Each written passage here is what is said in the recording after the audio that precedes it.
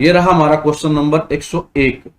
What is the use of lamp hammer? गांठ हथौड़े का उपयोग क्या होता है? जो आपको डायग्राम में दिखाया गया है ये हैमर, इसका आपने उपयोग बताना है, कहां इसका हम प्रयोग करते हैं। ऑप्शन ए है आपके पास स्ट्राइक द मेटल, धातु पर प्रहार करने के लिए। बी ऑप्शन है पंच द मेटल, या सी ऑप्शन है स्प्रेड द मेटल, या डी ऑप्शन है लाइट डिमोलिशन वर्क, हल्का विध्वंस कार्य। तो जो ये शेप है, जिस प्रकार से आपने थोड़ा अपने वर्कशॉप में देखा भी होगा, इस तरह के थोड़े का प्रयोग हम करते हैं लाइट डिमोलिशन वर्क के लिए। सवाल जो हल्के विध्वंस कार्य हैं, कुछ चीजों को तोड़ने के लिए इसका प्रयोग किया जाता है, चोट करने के लिए इसका, ये बहुत हार्ड होता है। तो जो छोटी मोटी कोई चीज अगर आपको तोड़ फोड़ करनी है तो वहां इसे थोड़े का हम प्रयोग करेंगे। तो ऑप्शन हमारे पास हो जाएगी डी, लाइट डिमोलिशन वर्क, हल्का विध्वंस कार्य इसका आंसर है। नेक्स्ट क्वेश्चन है 102। What is the purpose of a mallet? जो मैलेट है, मैलेट एक तरह का हैमर होता है। क्या होता है? हैमर होता है, जो कि किसका बना होता है? लकड़ी या रबर का बना होता है, वुड कह सकते हैं लकड़ी को इंग्लिश में। तो आपने इसका पर्पज बताना, उपयोग बताना, उद्देश्य क्या होता है। ऑप्शन आपके पास है रिविटिंग ऑपरेशन के लिए, बी है strike on the soft metal, C option है strike on the hard metal, और डी ऑप्शन है spread the metal to all side. तो जो मैलेट होता है, ये लकड़ियां है, रबर का बना होता है, इसका प्रयोग हम हल्की चोट देने के लिए करते हैं, यानी जो भी सॉफ्ट मेटल होते हैं उसको स्ट्राइक करने के लिए इसका प्रयोग किया जाता है। तो ये ऑप्शन में देख लेते हैं कहां, तो बी ऑप्शन में है strike on the soft metal. तो जो सॉफ्ट मेटल उसको स्ट्राइक करने के लिए हम प्रयोग करते हैं, मैलेट का प्रयोग करते हैं। इसका आंसर हो जाएगा हमारा बी। नेक्स्ट क्वेश्चन है 103। Which screw driver is used in the space limitation? Space limitation में किस स्क्रू ड्राइवर का प्रयोग किया जाता है, किस तरह के पेचकस का प्रयोग किया जाता है? स्पेस लिमिटेशन का मतलब है क्या है? जहां पर स्पेस कम होता है, जगह कम होती है, वहां पर आप कौन से स्क्रू ड्राइवर का प्रयोग करोगे। ऑप्शन आपके पास है क्रॉस रिसेसर स्क्रू ड्राइवर, या रैचेट स्क्रू ड्राइवर, या स्टम्पी स्क्रू ड्राइवर, और डी ऑप्शन है ऑफसेट स्क्रू ड्राइवर। तो जहां पर स्पेस लिमिटेशन होती है, जगह कम होती है, वहां हम प्रयोग करते हैं स्टम्पी स्क्रू ड्राइवर का।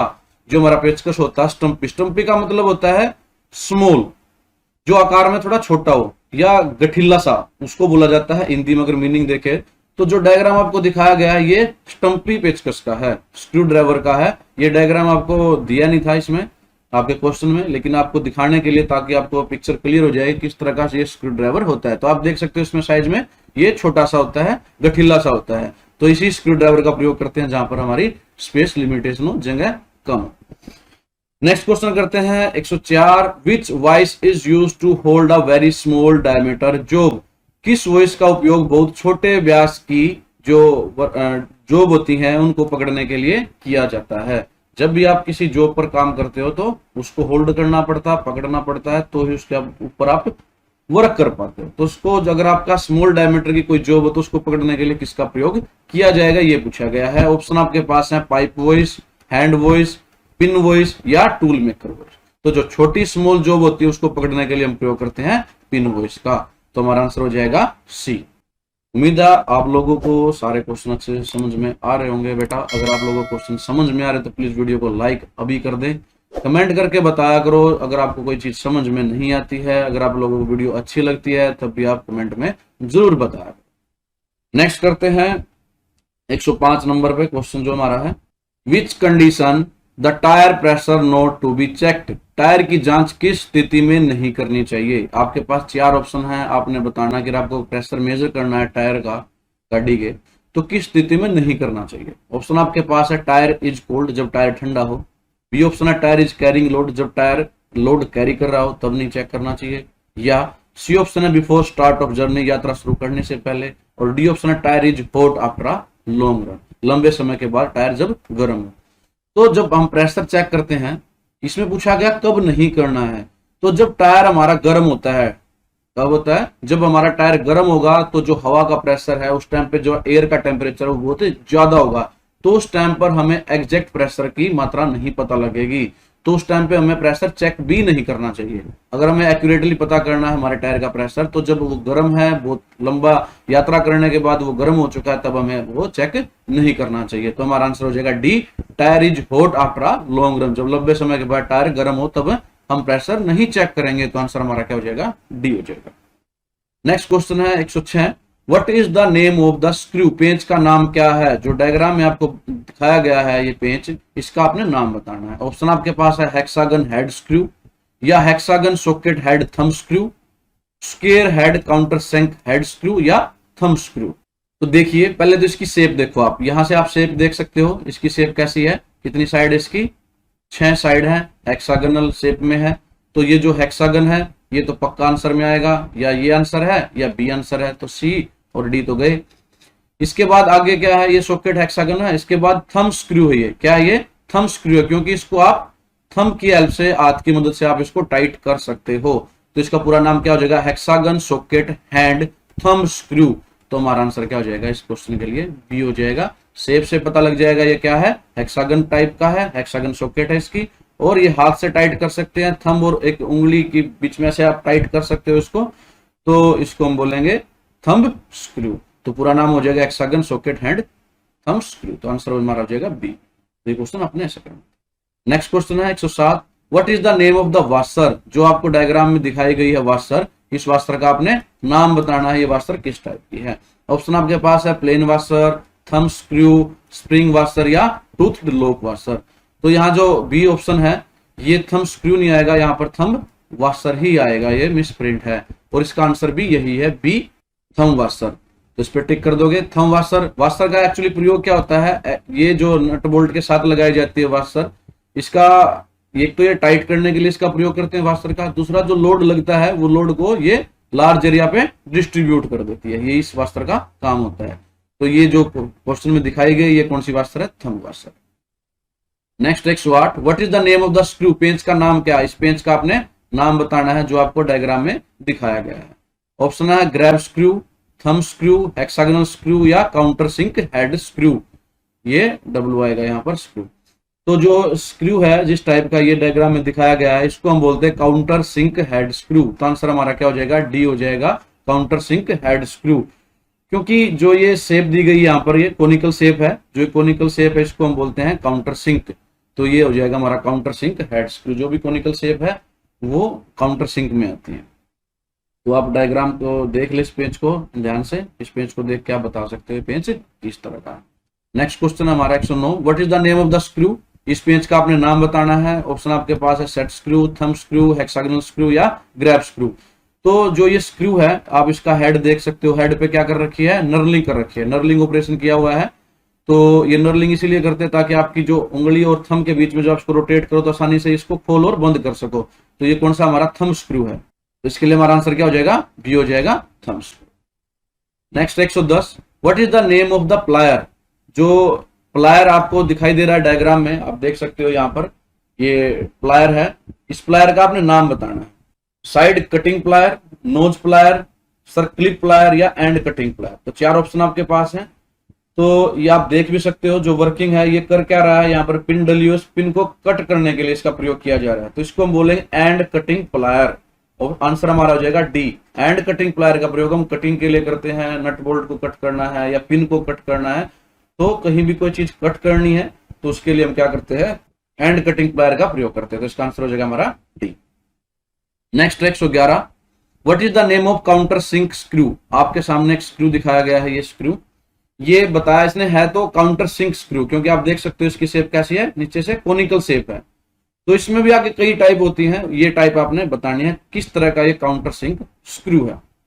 ऑप्शन आपके पास slotted counter sink head screw, या slotted raised counter sink head screw, cross recessed counter sink head screw, या cross recessed raised counter sink head screw. तो जो डायग्राम में दिखाया गया है ये है हमारा slotted counter sink head screw. तो हमारा आंसर हो जाएगा इस क्वेश्चन के लिए ए। क्या है ये, स्लोटेड, यहाँ पर एक स्लोट भी लगा हुआ है, स्लोट है, और ये शेप कोनिकल इसलिए इसको काउंटर सिंक कहेंगे। तो इसको पूरा नाम हो जाएगा slotted counter sink head screw. Next question 112, what is the name of counter sink screw, आपके सामने एक और काउंटर सिंक स्क्रू है, इसकी टाइप भी आपने बतानी है किस टाइप का ये काउंटर सिंक स्क्रू है। ऑप्शन आपके पास वही है, slotted counter sink, cross recessed counter sink head screw, slotted raised counter sink, या cross recessed raised counter sink screw. तो ये जो डायग्राम में दिखाया गया है ये है हमारा cross recessed counter sink head screw. यहाँ पर जो आप देखोगे ये हमारी जो क्या है, रिसेस्ड है, ये एक दूसरे को क्रॉस करती हैं। तो इसको हम बोलेंगे, क्या बोलेंगे इसको हम, cross recessed counter sink head screw. तो आंसर हमारा हो जाएगा बी। नेक्स्ट क्वेश्चन है what is the name of counter sink screw. इसमें भी डायग्राम दिया गया है, इस टाइप का भी आपने नाम बताना है किस तरह का ये स्क्रू है, और ये काउंटर सिंक स्क्रू है, आगे अपने इसकी टाइप बतानी है। तो ऑप्शन आपके पास वही है, लेकिन आप यहाँ देख सकते हो इसका जो हेड है ये थोड़ा सा ऐसे ऊपर उठा हुआ है, शेप हमारी कोनिकल है ही, तो ये जो ऊपर उठा हुआ हेड है इसकी वजह से इसका नाम हो जाएगा हमारा slotted raised counter sink head screw. तो इसके लिए हमारा आंसर हो जाएगा C, slotted raised counter sink head screw. ऊपर उठा हुआ ना, इसलिए इसको रेज्ड पार्ट कहेंगे। नेक्स्ट है 114 नंबर पे, what is the type of machine screw head. आपके सामने एक मशीन स्क्रू हेड दिया गया है, इसका आपने नाम बताना है। ये भी बहुत टाइप के होते हैं, तो जो इसका हेड होता है, हेड की शेप से ये अलग अलग इसके नाम दिए होते हैं। यहाँ पर ऑप्शन आपके पास है पेन हेड, राउंड हेड, चीज हेड या रेज्ड चीज हेड।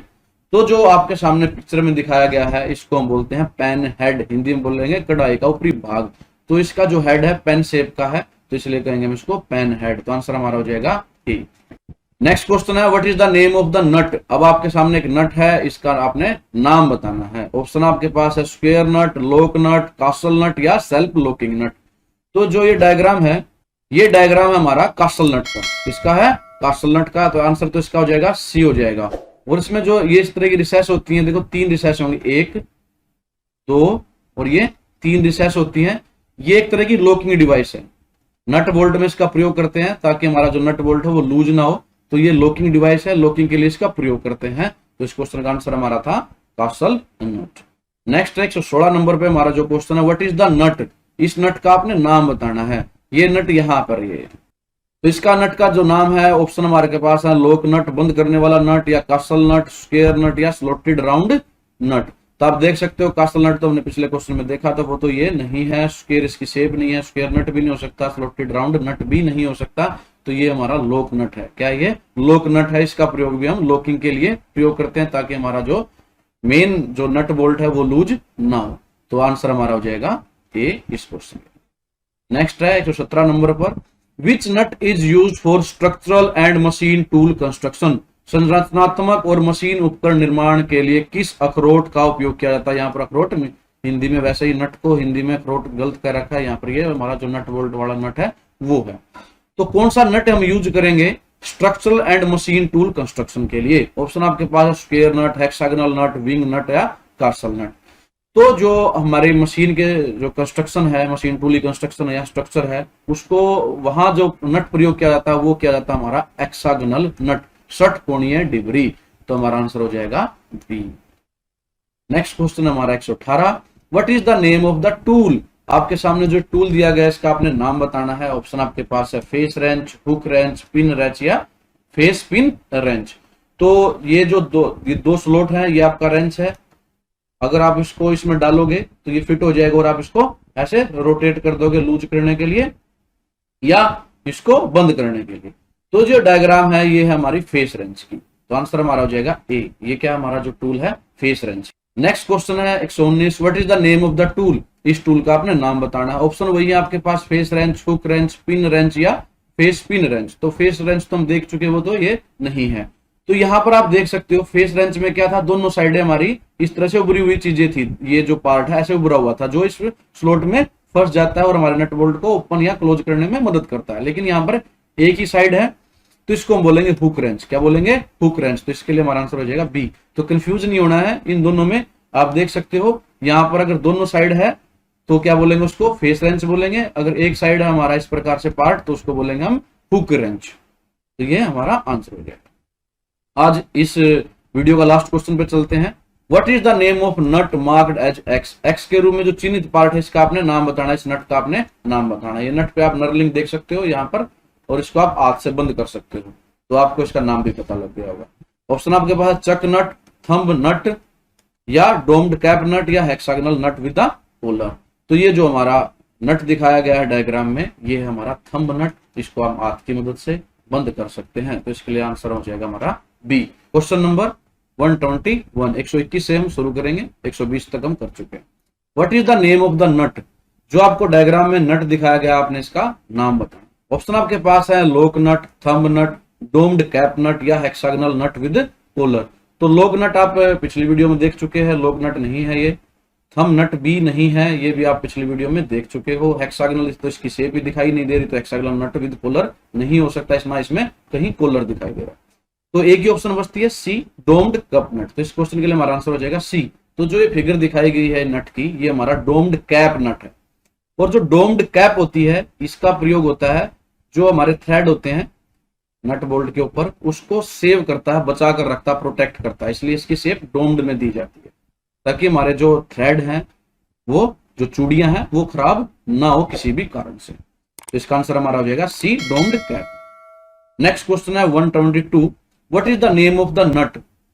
फिगर में जो नट है इसका आपने नाम बताना है। ऑप्शन आपके पास है thumb nut, domed cap nut, hexagonal nut with collar या चक नट। तो थंब नट नहीं है ये, आपने अगर वीडियो पिछली देखी है, जो 6th वीडियो थी, आपको आसानी से पता लग गया होगा, ये थंब नट नहीं है। डोम्ड कैप नट अभी अपने पिछले क्वेश्चन में देखा है, वो भी नहीं है। तो hexagonal nut with collar, yes, इस क्वेश्चन के लिए आंसर क्या हो जाएगा हमारा, सी हो जाएगा, हेक्सागोनल नट विद कॉलर। आप शेप देख सकते हो इसकी, हेक्सागोनल मतलब जिसकी 6 साइडें होती हैं, 1 2 3 साइड इधर है और 3 ये पिछली साइड है, तो 6 साइडें हैं, इसलिए हेक्सागोनल इसकी शेप हो जाएगी। दूसरा है ये कॉलर, ये यहाँ पर आपको दिखाया गया है ना, कॉलर इसमें एक्स्ट्रा प्रोवाइड किया गया है, तो इसका नाम, पूरा नाम हो जाएगा हेक्सागोनल नट विद कॉलर। और इस कॉलर का जो काम है, ये जो वाशर यूज करते हैं, अगर कॉलर लगा हुआ है तो वाशर का जो काम है वो एलिमिनेट हो जाएगा, वाशर प्रयोग करने की हमें जरूरत नहीं रह जाएगी। तो ये वाशर की तरह प्रयोग किया जा सकती है कॉलर को, यानी आपके लोड को ये क्या कर देती है, डिस्ट्रीब्यूट कर देती है। नेक्स्ट है 123, which type of nut required to align the axle shaft hole and slot of the nut for locking. जब लॉक करते हैं हम एक्सल शाफ्ट के होल को और स्लॉट को, तो उसको लॉक करने के लिए किस प्रकार के नट का प्रयोग किया जाता है, किस प्रकार के नट की आवश्यकता होती है, वो आपने बताना है। ऑप्शन आपके पास है कासल नट, चक नट, थंब नट या सेल्फ लॉकिंग नट। तो जो प्रयोग किया जाता है वो नट होता है हमारा कासल नट। कौन सा प्रयोग किया जाता है, कासल नट। इसका आंसर हो जाएगा हमारा ए। तो जो एक्सल हमारी शाफ्ट है, उसके होल और जो स्लॉट है नट का, उसको लॉक करने के लिए हम किसका प्रयोग करते हैं, कासल नट का प्रयोग करते हैं। नेक्स्ट क्वेश्चन है 124, what is the name of the key, कुंजी का नाम बताओ। देखो, की का जो प्रयोग है वो किया जाता है दो शाफ्ट को कनेक्ट करने के लिए। एक शाफ्ट से जो उसका सर्कुलेटरी मोशन होता है उसको ट्रांसमिट करते हैं दूसरी शाफ्ट को, तो उन दोनों कनेक्ट करने के लिए की का प्रयोग किया जाता है। और ये की बहुत टाइप की होती है, अलग अलग टाइप की होती है। तो जो डायग्राम में की दी गई है, इसका आपने नाम बताना है। ऑप्शन आपके पास है होलो सैडल की, फ्लैट सैडल की, सर्कुलर टेपर की या पैरेलल शैंक की। तो जो आपके सामने डायग्राम में दिखाई गई है, ये जो की है, ये है हमारी होलो सैडल की। इसका नाम क्या हो जाएगा, होलो सैडल की। आंसर क्या हो जाएगा, ए। देखो, इसका याद रखने का तरीका ये है, ये ऊपर से फ्लैट होती है, ऊपर का हिस्सा देखो इसका, ये सारा क्या फ्लैट है, लेकिन नीचे देखो थोड़ा सा ऐसे घुमावदार, थोड़ा सा टेपर दिया गया है, ताकि ये आसानी से शाफ्ट में फिट हो सके। क्योंकि देखो शाफ्ट भी क्या है, सर्कुलर ऐसे ऐसे गोल है ना, यहाँ पे टेपर है, तो इसको भी ऐसे थोड़ा टेपर किया जाता है, गोल किया जाता है, ताकि ये इसमें शाफ्ट में आसानी से फिट हो जाए। तो यही इसकी पहचान है, तो इसको याद रखना। ये क्या हो जाएगी, होलो सैडल की। Next question 125, what is the name of the key. देखो, अभी इस की का नाम आपने बताना है। होलो सैडल की ऑप्शन में है, फ्लैट सैडल की है, सर्कुलर टेपर की है या पैरेलल शैंक की है।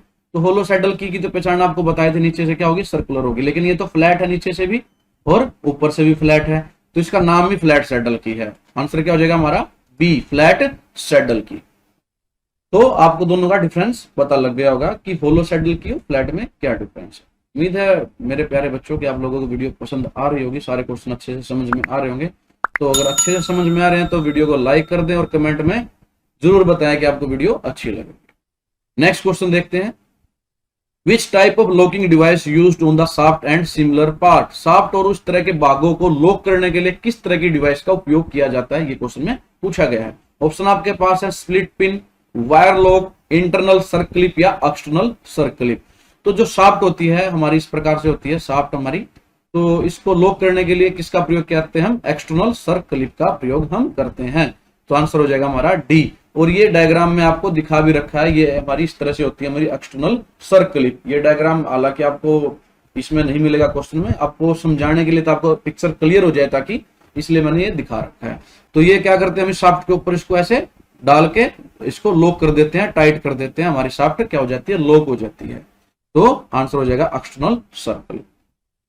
Next 127, which type of key is used on the shaft and hub. ये आपको की दिखाई गई है, शाफ्ट और हब है हमारे पास, ये शाफ्ट है और ये हब है। तो ये कौन सी की है, इसका आपने नाम बताना है। ऑप्शन आपके पास है होलो सैडल की, फ्लैट सैडल की, सर्कुलर टेपर की या पैरेलल शैंक की। तो होलो सैडल की आप देख चुके हैं, ये भी नहीं होगा। फ्लैट सैडल भी आपको पता है कैसे होती है।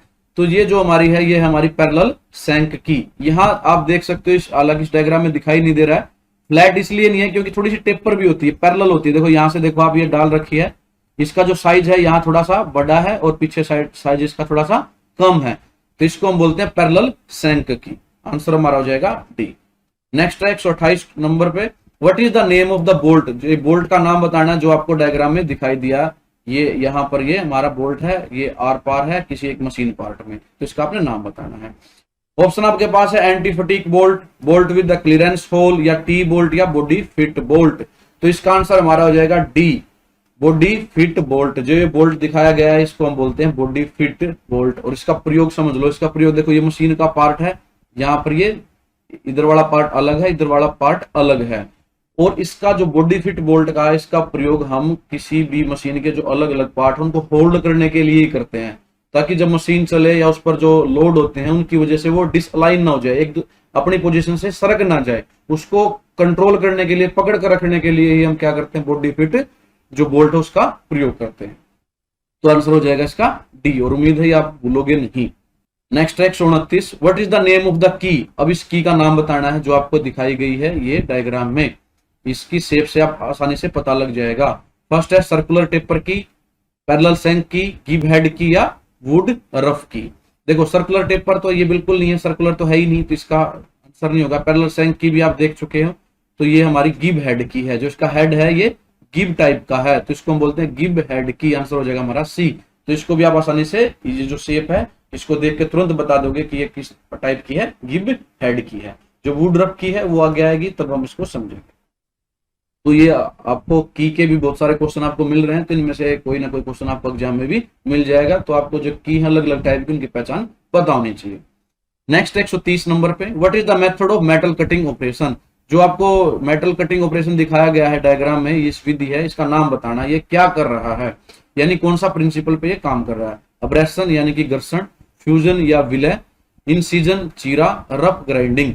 तो आप देख सकते हो इसमें ना तो कोई विलय है, ना चीरा है, ना कोई ग्राइंडिंग हो रही है। आप यहाँ पे क्या है, घर्षण है इन दोनों, इस शाफ्ट के बीच में, और जो आपके ये व्हील है इन दोनों के बीच में यहाँ पर क्या है, घर्षण है। तो आंसर भी हमारा हो जाएगा ए, अब्रेशन या घर्षण। तो इसमें इस ऑपरेशन में जो आपको सामने दिखाई दिया गया है, इसमें क्या कर रहे हैं, हम घर्षण कर रहे हैं। Next question 131, what is the method of metal cutting operation. जो डायग्राम में आपको मेटल कटिंग ऑपरेशन दिखाया गया है उसका आपने नाम बताना, आप यहां से देख सकते हो इसका नाम। ऑप्शन वही है, अब्रेशन, फ्यूजन, इनसीजन या रफ ग्राइंडिंग। तो आप देख सकते हो यहाँ पर हम क्या करते हैं, पिंगला रखा है। जो हमारा मेटल है वो किस स्टेट में है, थोड़ा सा मोल्टन स्टेट में, पिंगली हुई स्टेट में, यानी तो हमने क्या कर रखा है, यहाँ पर फ्यूजन कर रखा है, विलय कर रखा है। तो इसका आंसर हमारा हो जाएगा बी, फ्यूजन या विलय। नेक्स्ट है 132 नंबर पे हमारा question, what is the name of the file. इस फाइल का नाम बताना। ये हमारी क्या है, रेती इसको हिंदी में बोलते हैं। और ये जो फाइल अलग अलग टाइप की होती हैं, जो एक्स्ट्रा मटेरियल होता है उसको रिमूव करने के लिए इसका हम प्रयोग करते हैं, घिसाकर हम मटेरियल को रिमूव करते हैं। तो ये बहुत तरह की होती हैं। तो जो डायग्राम में दिखाई गई है उसका आपने नाम बताना। ऑप्शन आपके पास है single cut, double cut, rasp cut या कर्व्ड कट। तो ये जो आप दिखाई दे रही है इस प्रकार से लाइनें दिखा रही है, ये कट है इसके। तो ये कैसे कट, हमारे सिंगल कट है। तो आंसर क्या हो जाएगा हमारा, ये हो जाएगा। इसके अलावा इसमें और कोई कट नहीं है, एक ही टाइप के, एक ही तरह से हमारे जो कट हैं इस तरह से दिखाए गए हैं, तो इसको हम बोलेंगे सिंगल कट फाइल। नेक्स्ट है what is the name of the file. वो एक फाइल का चित्र दिया गया है, ऑप्शन आपके पास वही है, single cut, double cut, रास्प cut या कर्व्ड कट। तो आप यहाँ देख सकते हो दो तरह के कट लगे हुए, एक इस प्रकार से ऐसे कट लगे हुए हैं, और एक ऐसे इसको काटते हुए कट लगाए गए। तो ये कैसे हो जाएंगे, डबल कट हो जाएंगे। इसको हम क्या बोलेंगे, डबल कट फाइल। तो इसका आंसर हमारा हो जाएगा बी। नेक्स्ट है 134, what is the name of the file. एक दूसरी फाइल आपको दिखाई गई है, इसके भी आपने नाम बताना किस टाइप की फाइल है। वही चार ऑप्शन आपके पास हैं। तो सिंगल कट आप देख चुके, ये भी आंसर नहीं होगा। डबल कट भी देख चुके हो, इसका आंसर होगा हमारा रास्प कट। आप देख सकते हो इसके ऊपर ऐसे बिंदु बिंदु से उभरे हुए हैं, रास्प कट। इसका प्रयोग हम क्या करते हैं, जो वुड होती है, लकड़ी होती है, उसके एक्स्ट्रा मटेरियल रिमूव करने के लिए, या जो सॉफ्ट मटेरियल होते हैं उसका जो एक्स्ट्रा मटेरियल है उसको रिमूव करने के लिए प्रयोग करते हैं। तो आंसर हमारा हो जाएगा सी, रास्प कट। उम्मीद है आप लोगों के सारे क्वेश्चन अच्छे समझ में आ रहे हैं। नेक्स्ट क्वेश्चन है 135, what is the type of hexa frame. ये आपका हेक्सा है, यहाँ पर हेक्सा ब्लेड लगा हुआ है, तो इस फ्रेम का आपने नाम बताना किस टाइप का ये फ्रेम है। ऑप्शन आपके पास है deep cutting frame, adjustable flat type frame, या एडजस्टेबल टेबुलर, या सॉलिड फ्रेम। तो ये जो फ्रेम है देखो यहाँ से आप देख सकते हो एडजस्टेबल पक्का है, इसको हम इसका जो साइज है घटा बढ़ा सकते हैं। तो डीप कट ये ऑप्शन से निकल जाएंगे, तो एडजस्टेबल रह जाएंगे। और जो ये फ्रेम है इसको हम बोलते हैं एडजस्टेबल टेबुलर टाइप। तो आंसर हमारा हो जाएगा सी, एडजस्टेबल टेबुलर टाइप ये फ्रेम है। तो इस क्वेश्चन के लिए हमारा क्या आंसर हो जाएगा सी। नेक्स्ट है 136 number, what is the method of removing broken stud. जब हमारा स्टड ब्रोक हो जाता है, टूट जाता है, तो उसको निकालने के लिए, उसको हटाने के लिए किस विधि का प्रयोग किया जाता है। ये अलग अलग इसकी मेथड होते हैं उसको निकालने के लिए, लेकिन आपको जो डायग्राम में दिखाया गया है ये विधि, इसका आपने नाम बताना। ऑप्शन आपके पास है prick punch method, filling square foam method, making drill hole method, या इजी आउट मेथड। तो ये आप देख सकते हो, आसानी से बता सकते हो, ये क्या हमारी ड्रिल बिट है। क्या ये ड्रिल बिट है, तो ऑपरेशन भी क्या होगा ड्रिलिंग से रिलेटेड होगा। तो क्या हो जाएगा मेकिंग ड्रिल होल मेथड। इस क्वेश्चन का आंसर हमारा सी हो जाएगा। जो स्टड को रिमूव करने के लिए मेथड जो प्रयोग किया जा रहा है डायग्राम में, वो कौन सा है, मेकिंग ड्रिल होल मेथड। आप क्या करोगे, थोड़ा ड्रिल करोगे और स्टड को बाहर निकाल लोगे। नेक्स्ट हमारा 137 number, name the method of removing broken head. अब डायग्राम में दूसरी ऑपरेशन दिखाया गया है, वही चीज है कि जो ब्रोकन स्टड है आपका, स्टड अगर टूट जाता है ऑपरेशन के दौरान, उसको निकालने के लिए कौन सा मेथड ये प्रयोग किया गया। तो ये जो मेथड है इसको हम बोलते हैं, ऑप्शन आपके पास वही है, making drill hole method, easy out method, filling square foam method, या प्रिक पंच मेथड। लेकिन जो डायग्राम में दिखाया गया है इसको हम बोलते हैं इजी आउट मेथड। तो इस क्वेश्चन का आंसर भी हमारा क्या हो जाएगा बी, इजी आउट मेथड। तो दोनों मेथड आपने याद रखना। नेक्स्ट है 138 number question, what is the name of drilling machine. ये जो ड्रिलिंग मशीन आपको डायग्राम में दिखाई गई, इसका आपने नाम बताना है। ऑप्शन आपके पास है ratchet drilling machine, bevel gear drilling machine, या न्यूमेटिक ड्रिलिंग मशीन, या ब्रेस्ट ड्रिलिंग मशीन। तो ये जो मशीन है इसका नाम हमारा बेवल गियर ड्रिलिंग मशीन है। तो आंसर हमारा हो जाएगा बी। तो डायग्राम से आप देख सकते हो आसानी से, और इसको पहचान कर लो इसकी। इसको हम क्या बोलते हैं, bevel gear drilling machine. Next question है 139, विच type of portable drilling machine have variable speed. किस प्रकार की पोर्टेबल ड्रिलिंग मशीन में परिवर्तनशील गति होती है, यानी कि हम उसकी स्पीड को क्या कर सकते हैं, कम ज्यादा कर सकते हैं, वेरी कर सकते हैं। तो उसका आपने नाम बताना है। ऑप्शन आपके पास है breast hand drill, B option है heavy duty electric hard drill, या रेचेट हैंड ड्रिल, या बेवल गियर हैंड ड्रिल। तो जिसमें स्पीड को हम कम ज्यादा कर सकते हैं वो होती है हमारी heavy duty electric hard drill. तो इसके लिए हमारा आंसर क्या हो जाएगा, बी हो जाएगा। तो heavy duty electric hard drill machine में हम जो उसकी स्पीड है उसको कम ज्यादा कर सकते हैं अपने अकॉर्डिंग। आज की वीडियो का last question, which part of drill bit fit into the slot of drilling machine spindle. जो ड्रिलिंग मशीन में स्पिंडल होता है, हमारी बिट इस प्रकार से होती है, नीचे उसके बिट ऐसे होती है। तो जो ये पार्ट है जो हमारा मशीन में फिट होता है, इसका आपने नाम बताना है इस पार्ट का। ऑप्शन आपके पास है बॉडी, टैंग, फ्लूट, या वेब। तो जो ये पार्ट है जो आपके ड्रिल मशीन के स्पिंडल में फिट होता है, फिट करते हैं ऊपर फिट करते हैं, इसको हम बोलते हैं टैंग। क्या बोलते हैं, टैंग। तो ऑप्शन हमारा हो जाएगा टैंग, बी पे हम टिक करते हैं। Question number 141 141, what is the name of the angle marked as S. जो आपके सामने ये ड्रिल बिट है, इसमें जो ये हमारी सेंटर में से पास होती है एक लाइन, और एक ये ऐसे है, तो इनके बीच में जो एंगल बनता है, इस एंगल का नाम आपने बताना है। ऑप्शन आपके पास है helix angle, rake angle, point angle, या क्लियरेंस एंगल। तो ये जो एंगल होता है हमारा ड्रिल बिट में, इसको हम बोलते हैं रेक एंगल। क्या बोलते हैं, रेक एंगल। तो आंसर क्या हो जाएगा हमारा, बी हो जाएगा, रेक। ये आपने याद रखना। 142, what is the material of the hand tap. जो टैप है उसका प्रयोग हम जो चूड़ियां होती हैं, थ्रेड है, वो काटने के लिए करते हैं किसी भी सर्कुलर चीज पर। तो आपने बताना जो हैंड टैप होते हैं वो किस तरह के मटेरियल का बना होता है। ऑप्शन आपके पास है कास्ट आयरन यानी कच्चा लोहा, low carbon steel, high carbon steel, या स्टेनलेस स्टील। अभी हमने बात करी जो टैप का प्रयोग है वो किस लिए करते हैं, हम चूड़ियां काटने के लिए, थ्रेड काटने के लिए, किसी भी एक्सटर्नल पार्ट पर जो आपकी कोई सर्कुलर चीज है। तो ये मटेरियल कैसा होना चाहिए, हार्ड होना चाहिए। तो हार्ड मटेरियल कौन सा होगा हमारा, हाई स्पीड स्टील। तो आंसर क्या हो जाएगा हमारा सी, हाई स्पीड स्टील। इस क्वेश्चन के लिए जो जितने भी टैप होते हैं वो किसके बने होते हैं, हमारे हाई स्पीड स्टील के बने होते हैं। नेक्स्ट है 143, which nut provide with the nylon ring in the groove. आपने बताना है कि कौन से नट के साथ हम नाइलॉन रिंग का प्रयोग करते हैं ग्रूव में। ऑप्शन आपके पास टी नट, कास्टल नट, स्लोटेड नट या सेल्फ लॉकिंग नट। तो इस क्वेश्चन के लिए हमारा जवाब हो जाएगा डी, सेल्फ लॉकिंग नट। तो सेल्फ लॉकिंग नट होता है जो अपने आप ही मतलब लॉक हो जाता है, यानी उसके लिए एक्स्ट्रा लॉकिंग डिवाइस की जरूरत नहीं होती है। वो होता है क्या प्रयोग करता है, नाइलॉन रिंग प्रयोग करता है, नाइलॉन रिंग प्रयोग करता है लॉक करने के लिए। तो जो नट नाइलॉन रिंग प्रयोग करता है उसको हम बोलते हैं सेल्फ लॉकिंग नट। आंसर हो जाएगा हमारा डी। नेक्स्ट 144 नंबर, विच की use for easy fixing and removing. आसानी से रिमूव करने के लिए, फिक्स करने के लिए किस तरह की का प्रयोग किया जाता है। ऑप्शन आपके पास है फेदर की, गिब हेड की, होलो सैडल की या सर्कुलर टेपर की। तो आसानी से निकालने के लिए यानी फिक्स करने के लिए और निकालने के लिए जिस की का प्रयोग किया जाता है वो होती है हमारी गिब हेड की।